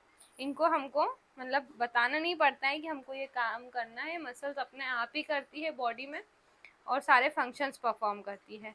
अब नेक्स्ट टाइप की मसल है कार्डियक मसल। तो कार्डियक का मतलब क्या होता है, तो जब भी आपको वर्ड कार्डियक दिखे उसका मतलब होता है कि हार्ट की बात हो रही है। अब हार्ट क्या होता है, हार्ट हमारा एक बहुत इंपॉर्टेंट ऑर्गन होता है हमारी बॉडी का। तो हार्ट का बेसिकली काम क्या होता है, ब्लड को पूरे पार्ट्स मतलब सारे बॉडी पार्ट्स तक पहुंचाना, ठीक है, ट्रांसपोर्ट करना। और वो कंटिन्यूसली हार्ट क्या करता है, बीट करता रहता है। तो उसके लिए जो मसल्स होती हैं हार्ट में वो होती है कार्डियक मसल्स। अब ये जो कार्डियक मसल्स होती हैं वो सिलिंड्रिकल और ब्रांच्ड होती हैं। देख सकते हैं आप ये सिलिंड्रिकल और ये ब्रांच स्ट्रक्चर आपको दिखाई देगा, ये ब्रांच जैसा, ठीक है, और सिलेंडर शेप की होती है ये। और यहाँ पे एक न्यूक्लियस होता है इनमें और फेंट स्ट्राइशंस होती हैं, यानी कि हल्की हल्की स्ट्राइशंस प्रेजेंट होती है। ये सिर्फ हार्ट में ही प्रेजेंट होती हैं कार्डियक मसल्स और ये थ्रू आउट द लाइफ, जब तक हम जिंदा हैं जब तक ये मसल्स काम करती रहती है बिना थके। और ये इनवॉलेंट्री होती है, यानी कि हमारे विल के अकॉर्डिंग काम नहीं करती है, ये ऑटोमेटिकली अपना फंक्शन परफॉर्म करती है बॉडी में। तो यहाँ पे हमने पढ़ लिए तीनों टाइप के मसल्स को। अब एक हम इसको इस तरीके से टेबल फॉर्म में भी इनका कंपैरिजन देख लेते हैं तीनों मसल्स का। सबसे पहला है स्केलेटल मसल, दूसरा है स्मूथ मसल, तीसरा है कार्डियक मसल। तो जो स्केलेटल मसल्स हैं वो वॉलेंटरी होती है, यानी कि हमारी विल के अकॉर्डिंग काम करती है। वहीं स्मूथ मसल और कार्डियक मसल्स दोनों इनवॉलेंटरी होती है, यानी कि ऑटोमेटिकली वर्क करती हैं। इनको हम हमारे अकॉर्डिंग वर्क नहीं करवा सकते। अब नेक्स्ट इनके शेप की बात करें तो स्केलेटल मसल्स में लॉन्ग सिलिंड्रिकल शेप होता है, स्मूथ मसल का शेप स्पिंडल शेप्ड होता है और कार्डियक मसल्स ब्रांच्ड होती है। स्केलेटल मसल्स में स्ट्राइशंस होते हैं, यानी कि light and dark bands present होते हैं। स्मूथ मसल्स में ये एब्सेंट होते हैं और यहाँ पे फेंट स्ट्राइशंस प्रेजेंट होते हैं। स्केलेटल मसल्स में बहुत सारे न्यूक्लियस होते हैं, स्मूथ मसल्स में एक एक न्यूक्लियस होता है। ये कहाँ पे पाई जाती है, स्केलेटल मसल्स बोन्स से अटैच्ड होती है, स्मूथ मसल्स इंटरनल ऑर्गन्स में प्रेजेंट होती है और कार्डियक मसल्स हार्ट में प्रेजेंट होती है। अब यहाँ पे कुछ डिफिकल्ट वर्ड्स के मीनिंग दिए हैं। स्ट्राइशंस मतलब क्या होता है, लाइट डार्क बैंड्स जो प्रेजेंट होते हैं मसल्स में। वॉलेंट्री मतलब होता है जो हमारे विल के अकॉर्डिंग काम करती है, हमारे विल मतलब हमारे विश के अकॉर्डिंग वो कंट्रोल्ड रहती है। और इनवॉलेंट्री का मतलब होता है जो ऑटोमेटिकली वर्क करती है। सिलिंड्रिकल का मतलब होता है, सिलेंडर मतलब ट्यूब लाइक शेप, और स्पिंडल शेप मतलब जो कि मिडिल से ब्रॉड होती है और एंड्स में नैरो होती है, इस टाइप से। नाउ नेक्स्ट टॉपिक है how does the body sense and communicate and respond. अब हमारी बॉडी चीज़ों को सेंस कैसे करती है, कम्युनिकेट कैसे करती है और उस अकॉर्डिंग रिस्पॉन्ड कैसे करती है। तो ये जो टॉपिक है इसमें बेसिकली नर्वस सिस्टम के बारे में समझाया गया है, जो कि हमारी बॉडी की एक्टिविटीज़ को कंट्रोल करता है, नर्वस सिस्टम। अब एनसीईआरटी में एक्सप्लेन किया गया है इसको एग्जाम्पल की मदद से। जैसे अगर हम मान लो कोई से भी गर्म चीज़ को हाथ लगाते हैं, मान लो कि हम मैगी बना रहे थे और हमने उसकी जो गरम तपेली थी या फिर जो भी हमारा यूटेंसिल था उसको टच कर लिया, तो एकदम से हम हमारा हाथ पीछे ले लेते हैं, क्योंकि वहाँ पे हमको क्या लगता है, गरम का सेंसेशन होता है और हम हाथ पीछे ले लेते हैं। तो ये जो एकदम से हमारा हाथ पीछे आया, ये जो रिफ्लेक्स एक्शन हुआ, तो वो कैसे हुआ? तो वो हुआ है हमारा, क्योंकि हमारा जो नर्वस सिस्टम है उस समय वो फंक्शन कर रहा है और हमारे ब्रेन को सिग्नल दे रहा है और हम तुरंत हमारा हाथ वहाँ से हटा लेते हैं। तो दूसरा एग्जाम्पल क्या है, remembering lyrics of a song. तो अगर हम कोई सा गाना सुनते हैं जो हमको बहुत अच्छा लगता है, तो उसके लिरिक्स हमको याद हो जाते हैं। तो वो याद कैसे होते हैं? वो हमारा नर्वस सिस्टम वहाँ पे काम कर रहा होता है। ये सारी जो एक्टिविटीज़ हो रही हैं वहाँ पे नर्वस सिस्टम क्या कर रहा है, इंफॉर्मेशन को रिसीव कर रहा है, उसको फिर प्रोसेस कर रहा है, ब्रेन हमारा प्रोसेसिंग करता है और फिर उस अकॉर्डिंग रिस्पॉन्ड करता है। अब नर्वस सिस्टम क्या करता है, एक तरीके से कम्युनिकेशन करता है हमारी बॉडी में, इसी कारण से इसको कम्युनिकेशन सिस्टम कहा जाता है।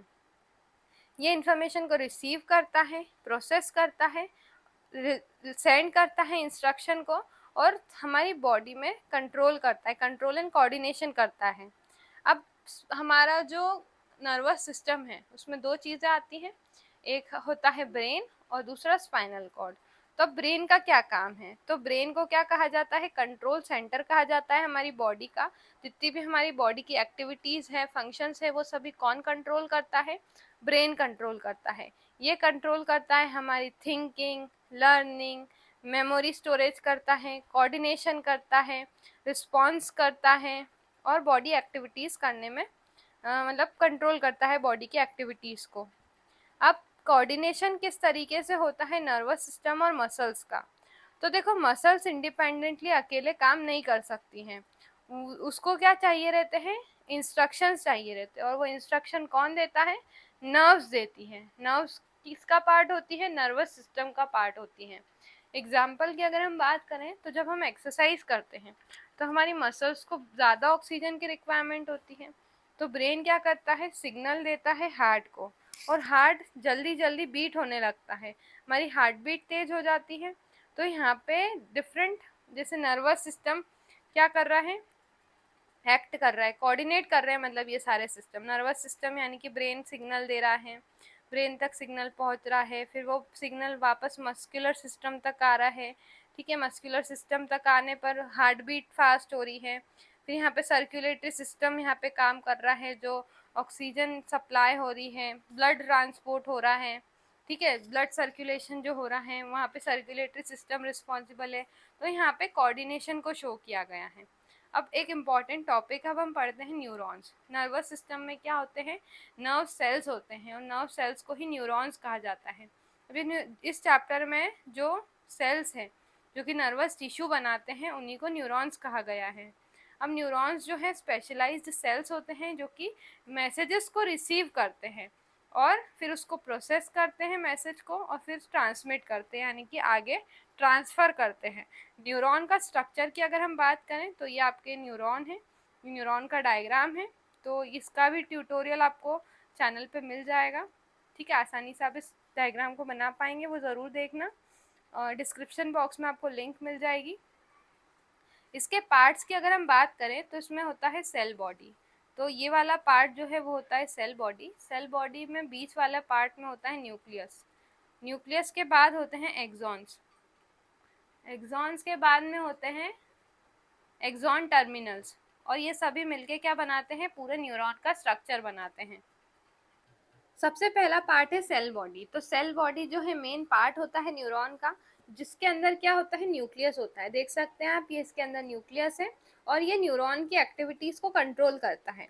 नेक्स्ट पार्ट है डेंड्राइट। ये आप जो ब्रांच स्ट्रक्चर देख रहे हैं ये है डेंड्राइट्स। ये डेंड्राइट्स जो है शॉर्ट ब्रांचेस होती हैं जो कि मैसेजेस को रिसीव करती है। जैसे यहाँ पे क्या होता है, नर्व टर्मिनल होता है, फिर एक्सॉन टर्मिनल होता है एक दूसरे न्यूरॉन का, और फिर ये डेंड्राइट्स इससे ये सिग्नल रिसीव करते हैं, फिर ये सिग्नल आगे की तरफ ट्रांसमिट होता है, वापस से एक्सॉन टर्मिनल तक जाता है, फिर दूसरे न्यूरॉन तक जाता है, फिर दूसरे न्यूरॉन तक। इस तरीके से ये पूरा सीरीज ऑफ न्यूरॉन क्या करते हैं, मैसेज को ट्रांसफर करते हैं।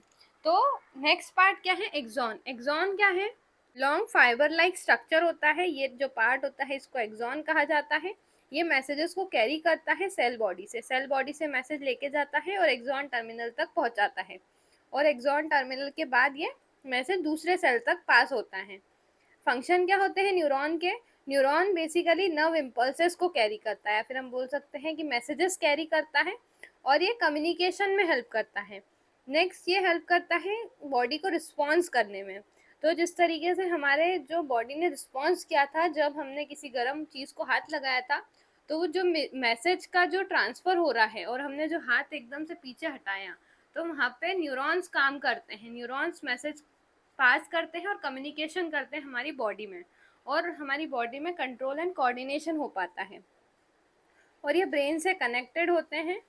ये ब्रेन को मतलब डिफरेंट बॉडी ऑर्गन से क्या करते हैं, कनेक्ट करते हैं और मैसेजेस ट्रांसफ़र और रिसीव करते हैं। ठीक है, तो ये बात करी हमने नर्वस टिश्यू की, जिसमें हमने डिफरेंट डिफरेंट टर्म्स पढ़े। न्यूरॉन मतलब क्या था, नर्व सेल। डेंड्राइट्स क्या थे, ब्रांचेस थे जो कि सिग्नल को रिसीव कर रहे थे।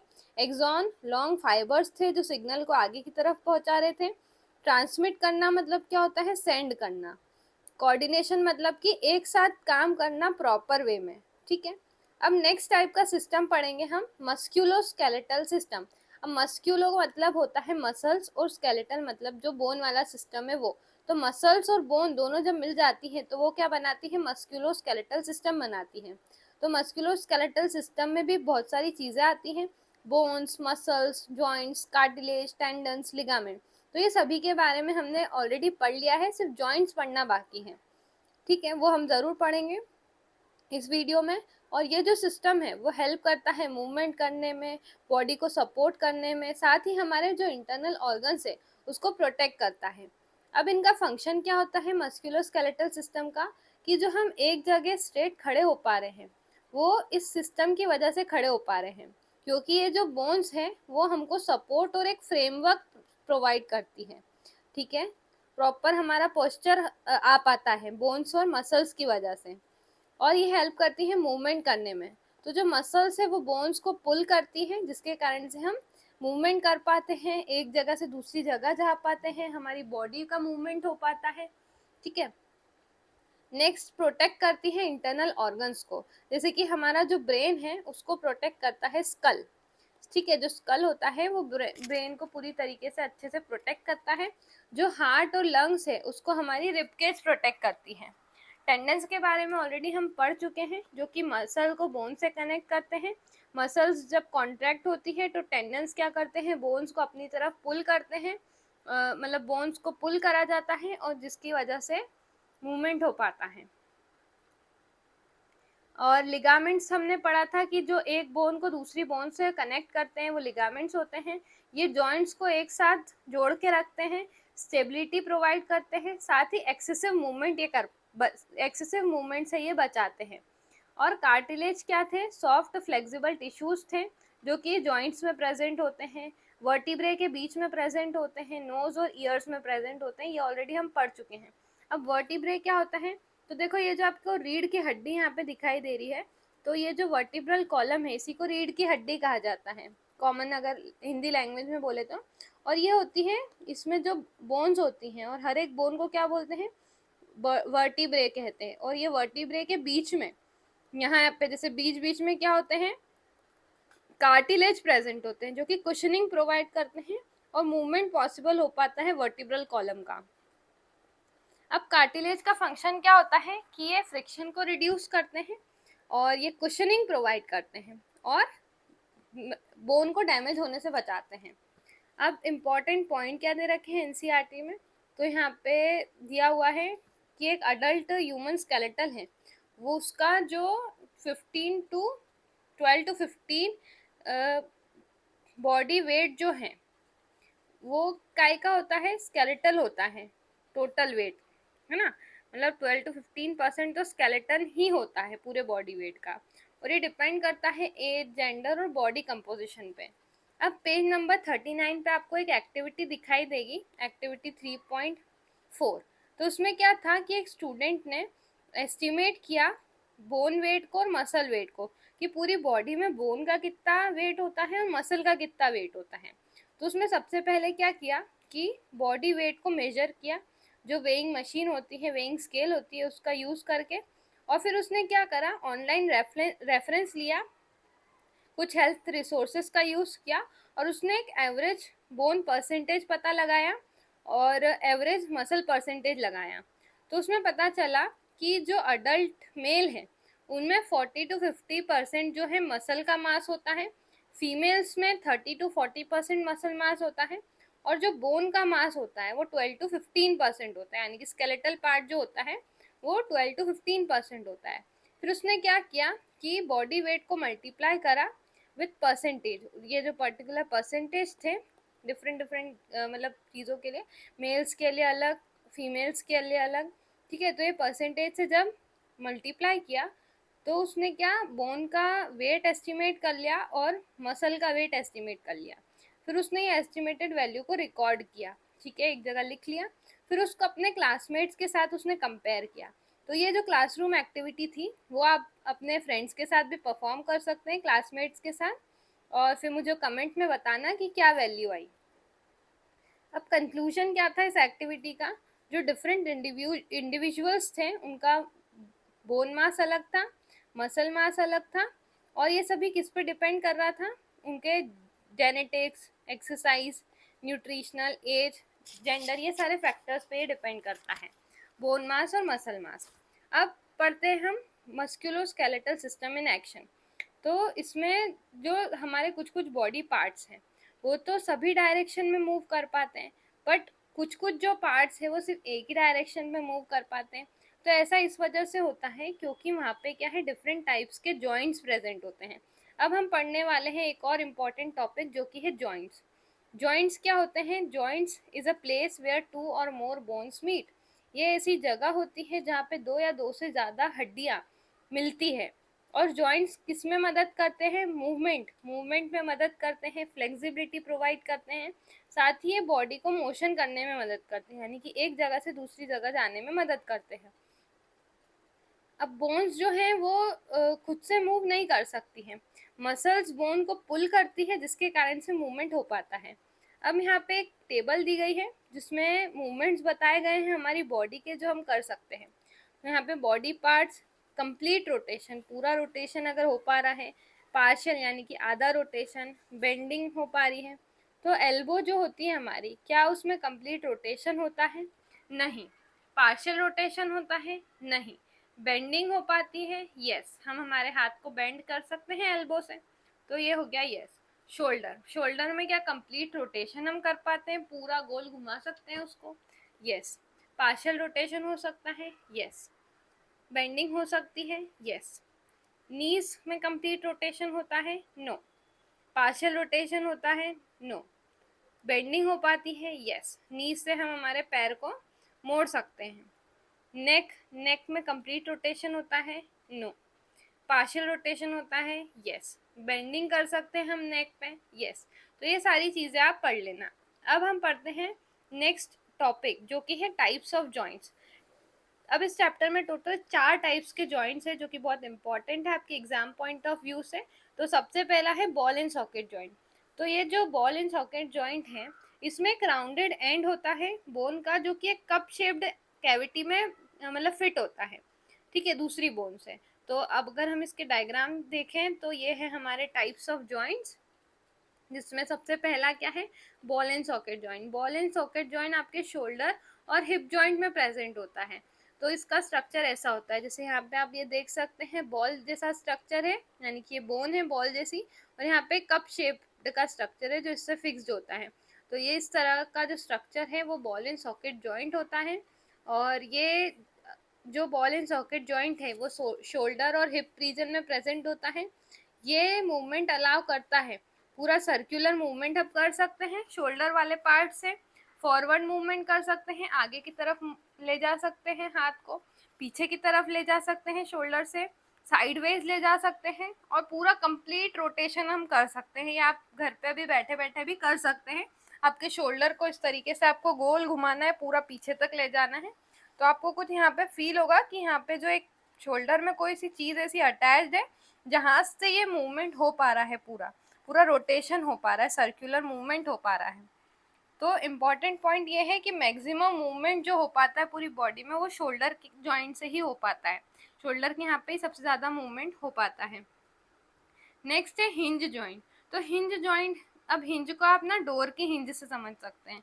जैसे कि मान लो ये आपका घर का डोर है, तो डोर कहाँ से कनेक्टेड होता है, ये इस तरीके से यहाँ पे ये हिंज होती है, ठीक है। तो ये जो हिंज है इसको डोर को मतलब बंद और चालू करने में हेल्प करती, क्योंकि ये हिंज के यहाँ से ये डोर कनेक्टेड होता है। तो ये यहाँ पे भी इस तरीके से हिंज जॉइंट होता है, जो कि क्या करता है, सिर्फ एक डायरेक्शन में ही मूवमेंट कर पाता है। जैसे ये या तो ये इधर जाएगा या इधर जाएगा, तो एक डायरेक्शन में मूवमेंट हो पाता है इसका।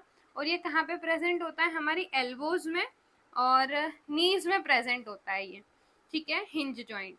नेक्स्ट, ये पूरा बेंडिंग करने में मदद करता है और स्ट्रेटनिंग में हेल्प करता है। पूरा स्ट्रेट हो पाता है, हमारा जो हैंड्स है वो स्ट्रेट हो पाते हैं, क्योंकि वहाँ पे हिंज, मतलब आप ऐसे आपकी कोहनी को पूरा, कोहनी के यहाँ से हाथ को ऐसे आप बेंड कर सकते हैं, फिर वापस से स्ट्रेट कर सकते हैं, फिर बेंड कर सकते हैं, फिर स्ट्रेट कर सकते हैं। तो ये मूवमेंट हो पा रहा है क्योंकि वहाँ पे हिंज जॉइंट प्रेजेंट है। अब इस चैप्टर में एक स्मॉल बोन के बारे में भी बताया गया है, जिसको बोलते हैं नी कैप, जो कि नी जॉइंट को क्या करता है, प्रोटेक्ट करता है। यहाँ पे ये जो आप देख सकते हैं, so this is the knee cap. और ये जो नी कैप है इसी को ही क्या कहा जाता है, पटेला कहा जाता है। इसका जो बोन का नाम है, नी कैप को पटेला कहते हैं। नेक्स्ट है पाइवोट जॉइंट। पाइवोट जॉइंट जो है अलाउ करता है रोटेशनल मूवमेंट को, ठीक है, रोटेशन करने में मदद करता है ये। इसका एग्जाम्पल जो है वो है बैकबोन, ठीक है, या बैकबोन या फिर जो नेक रीजन में जो बोन है उस वहाँ पे क्या होता है, पाइवोट जॉइंट होता है।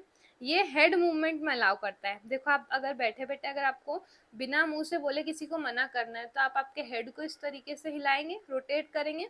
तो ये आप जो नो कर पा रहे हैं आपके हेड से, वो क्यों कर पा रहे हैं, क्योंकि वहाँ पे नेक में कौन सा जॉइंट प्रेजेंट होता है, पाइवोट जॉइंट प्रेजेंट होता है। पाइवोट जॉइंट का स्ट्रक्चर कुछ इस तरह का होता है, ठीक है, जो कि यहाँ पे प्रेजेंट होता है हमारे नेक रीजन में। और जो स्कल होता है, नेक्स्ट टाइप का जॉइंट जो हम पढ़ेंगे वो है फिक्स्ड जॉइंट, यानी कि यहाँ पे किसी भी प्रकार का मूवमेंट नहीं होता है स्कल में, ठीक है। तो स्कल है वो बहुत हार्डेस्ट बोन होती है, जो कि हमारे ब्रेन को प्रोटेक्ट करती है, ठीक है। तो ये फिक्स्ड जॉइंट क्या करता है, टाइटली कनेक्टेड होता है और मूव नहीं कर पाता है। ये स्कल बोन जिसको हम बोलते हैं, ठीक है, फिक्स्ड जॉइंट कहाँ पे होता है, स्कल की बोन्स में होता है। ये ब्रेन को प्रोटेक्ट करता है और इंजरी से बचाता है। अब कुछ ऑरेंज बॉक्सेस आपकी एनसीईआरटी में दिए गए हैं, जो कि है रेडी टू गो बियॉन्ड। तो इसमें कुछ और एक्स्ट्रा इन्फॉर्मेशन लिखी है। इसमें स्टेम सेल्स के बारे में बताया गया है, जो कि बोन मैरो में होती है। तो बोन मैरो में कुछ स्पेशल टाइप के सेल्स होते हैं जिनको स्टेम सेल्स कहा जाता है। अब ये स्टेम सेल्स क्या करते हैं, कंटिन्यूसली डिवाइड करते हैं और न्यू ब्लड सेल्स को ये बनाते हैं। ये इनकी एबिलिटी होती है न्यू ब्लड सेल्स बनाने की। और इनका मेडिकल इम्पोर्टेंस ये है कि ये डिजीजेस को ट्रीट करने में भी मदद करते हैं, जैसे ल्यूकेमिया, थैलेसीमिया और ब्लड डिसऑर्डर्स। अब ल्यूकेमिया क्या होता है, ल्यूकेमिया को ब्लड कैंसर कहा जाता है। स्टेम सेल्स क्या होती हैं, ये ऐसी सेल्स होती है जो नए सेल्स बनाती है। बोन मैरो क्या होता है, जो बोन्स हैं उनके अंदर एक सॉफ्ट मटेरियल होता है जिसको बोन मैरो कहा जाता है। जैसे कि मान लो ये आपकी बोन है, for example this is your bone, तो ये बोन के अंदर जो प्रेजेंट होता है इसको क्या कहते हैं, बोन मैरो कहते हैं। क्या कहते हैं, बोन मैरो, ठीक है। सो नेक्स्ट, अब पॉज इन पॉन्डर दिया हुआ है आपकी एनसीईआरटी में, जिसमें बताया गया है कि एक स्टूडेंट है वो डांस पोजेस को ऑब्जर्व कर रहा है और आइडेंटिफाई कर रहा है कि कौन से जॉइंट्स वहाँ पे इन्वॉल्व है डांस पोज करने में और कौन सा मूवमेंट, कौन से टाइप का मूवमेंट हो पा रहा है। तो ये एक्टिविटी से पूरा कोऑर्डिनेशन मसल्स और जॉइंट्स का एक स्टूडेंट समझ सकता है और डिफरेंट बॉडी के मूवमेंट्स को समझ सकता है डांस पोज से। अब पेज नंबर 41 पे आपको दिया गया है स्केलेटल सिस्टम। अब स्केलेटल सिस्टम क्या है, फ्रेमवर्क होता है बोन्स का हमारी बॉडी में। टोटल स्केलेटल सिस्टम में सारी बोन्स आती हैं, टोटल 206 बोन्स होती हैं और जिनके अलग अलग नाम होते हैं। फंक्शन क्या होता है स्केलेटल सिस्टम का, वही कि ये स्ट्रेंथ प्रोवाइड करता है, बोन्स को सपोर्ट करता है और बोन्स सपोर्ट्स बॉडी वेट, हमारी पूरी बॉडी को का वेट जो सपोर्ट कर रहा है वो कौन कर रहा है, बोन्स सपोर्ट कर रही है पूरे बॉडी वेट को, और हम सीधे खड़े हो पा रहे हैं बोन्स की वजह से। और ऑर्गन्स को प्रोटेक्ट कर रही है, जैसे कि ब्रेन को स्कल प्रोटेक्ट कर रहा है, लंग्स और हार्ट को रिबकेज प्रोटेक्ट कर रहा है। ये हमको मूवमेंट करने में मदद करता है, स्केलेटल सिस्टम। एंड जो बैकबोन होती है जिसको वर्टिब्रल कॉलम बोलते हैं, वो स्कल से शुरू होती है और हमारे लोअर बैक तक ये जाती है। ये बहुत सारी स्मॉल बोन से मिलके बनी होती है जिसको बोलते हैं वर्टिब्रे। जैसे ये वर्टिब्रे, इस तरीके से वर्टिब्रे पूरी बहुत सारे वर्टिब्रे मिलके क्या बनाते हैं, वर्टिब्रल कॉलम बनाते हैं, जो कि बॉडी को क्या करते हैं, सपोर्ट करते हैं, और हमको सीधे खड़े रहने में ये वर्टिब्रल कॉलम मदद करती हैं। और इस वर्टिब्रल कॉलम के अंदर क्या होती है, स्पाइनल कॉर्ड होती है। स्पाइनल कॉर्ड को कौन प्रोटेक्ट करता है, वर्टिब्रल कॉलम प्रोटेक्ट करती है। स्पाइनल कॉर्ड भी एक नर्वस सिस्टम का पार्ट होता है जो कि कंट्रोल एंड कोऑर्डिनेशन में मदद करता है। और कार्टिलेजेस प्रेजेंट होते हैं, देखो जैसे कि ये वर्टिब्रल कॉलम है तो यहाँ पे बीच बीच में आपको कार्टिलेजनस सब स्ट्रक्चर दिखाई देगा, कार्टिलेज दिखाई देगा। तो वो कार्टिलेज क्या करता है, कुशन की तरह एक्ट करता है, शॉक को अब्जॉर्ब करता है, और आसानी से हमारी वर्टिब्रल कॉलम बेंड और ट्विस्ट हो पाती हैं, क्योंकि यहाँ पे क्या है, कार्टिलेज प्रेजेंट होते हैं। ठीक है, अब रिब केज की बात करें हम, तो रिब केज ह्यूमंस में टोटल 12 पेयर्स ऑफ रिब्स होती हैं। रिब केज प्रोटेक्ट करता है हार्ट और लंग्स को। और स्ट्रक्चर क्या होता है रिब केज का, कि जो रिब केज है वो पीछे से स्पाइन से कनेक्टेड होती है, और आगे की तरफ स्टर्नम एक बोन होती है हमारी चेस्ट कैविटी में जो होती है, जो कि आगे की तरफ से रिब्स उससे कनेक्टेड होती है। और ये जो जॉइंट होती है फ्लेक्सिबल कार्टिलेज से ये जॉइंट होती है। नेक्स्ट टॉपिक दिया गया है role of breathing. Flexible cartilage जो प्रेजेंट होते हैं रिबकेज, जो कि अलाउ करते हैं रिबकेज के मूवमेंट को ब्रीदिंग के टाइम पे। तो देखो आप भी वाली एक्टिविटी को परफॉर्म करके देखो। अभी सबसे पहले आपको सांस को अंदर लेना है, इनहेल करना है, देन सांस को छोड़ना है, यानी कि एक्सहेल करना है। तो यहाँ पे आप चेस्ट का मूवमेंट ऑब्जर्व करो। तो जब हम सांस अंदर लेंगे तो चेस्ट कैविटी में एयर फिल हो जाएगी, लंग्स में एयर फिल हो जाएगी, और चेस्ट एक्सपांड होगा, ऊपर की तरफ आएगा। और जब हम सांस छोड़ेंगे तो चेस्ट कॉन्ट्रैक्ट हो जाएगा और एयर जो है बाहर आ जाएगी। ठीक है, तो ये जो मूवमेंट हो रहा है यहाँ पे वो इस वजह से हो रहा है क्योंकि वहाँ पे फ्लेक्सिबल कार्टिलेज प्रेजेंट होते हैं। नेक्स्ट टॉपिक है इंजरी टू रिब। अगर हमारी रिब्स में कुछ इंजरी हो जाए तो हमारी जो ब्रीदिंग है वो बहुत पेनफुल और डिफिकल्ट हो जाएगी। अब एक और लास्ट में ऑरेंज बॉक्स दिया हुआ है जिसमें ब्रिजिंग साइंस एंड सोसाइटी के बारे में बताया है, योगा और हेल्थ के बारे में बताया है। तो इस चैप्टर में एक्सप्लेन किया है कि योगा की क्या इंपॉर्टेंस है। तो योगा में क्या क्या आता है, फिजिकल पोस्चर्स बनाते हैं, योगा में ब्रीदिंग एक्सरसाइज आती है, मेडिटेशन आता है, इन सभी के क्या फ़ायदे होते हैं। तो इसकी योगा करने से फ्लेक्सिबिलिटी इम्प्रूव होती है, हमारा पोस्चर इम्प्रूव होता है, इससे हमारी ब्रीदिंग हेल्प मतलब ब्रीदिंग में ही हेल्प करता है। योगा करने से हमारा स्ट्रेस कम होता है, और जितनी भी लाइफस्टाइल डिजीजेस है उससे हम बच सकते हैं अगर हम डेली योगा प्रैक्टिस करते हैं। तो इसी के साथ हमारा जो चैप्टर नंबर 3 है वो ख़त्म होता है। आई होप आज की इस वीडियो से आपको कुछ वैल्यू मिली होगी।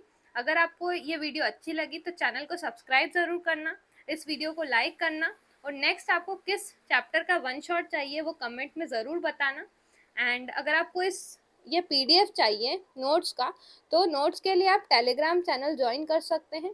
टेलीग्राम चैनल की लिंक आपको डिस्क्रिप्शन बॉक्स में मिल जाएगी, जहाँ पे मैं सारे नोट्स अपलोड कर देती हूँ।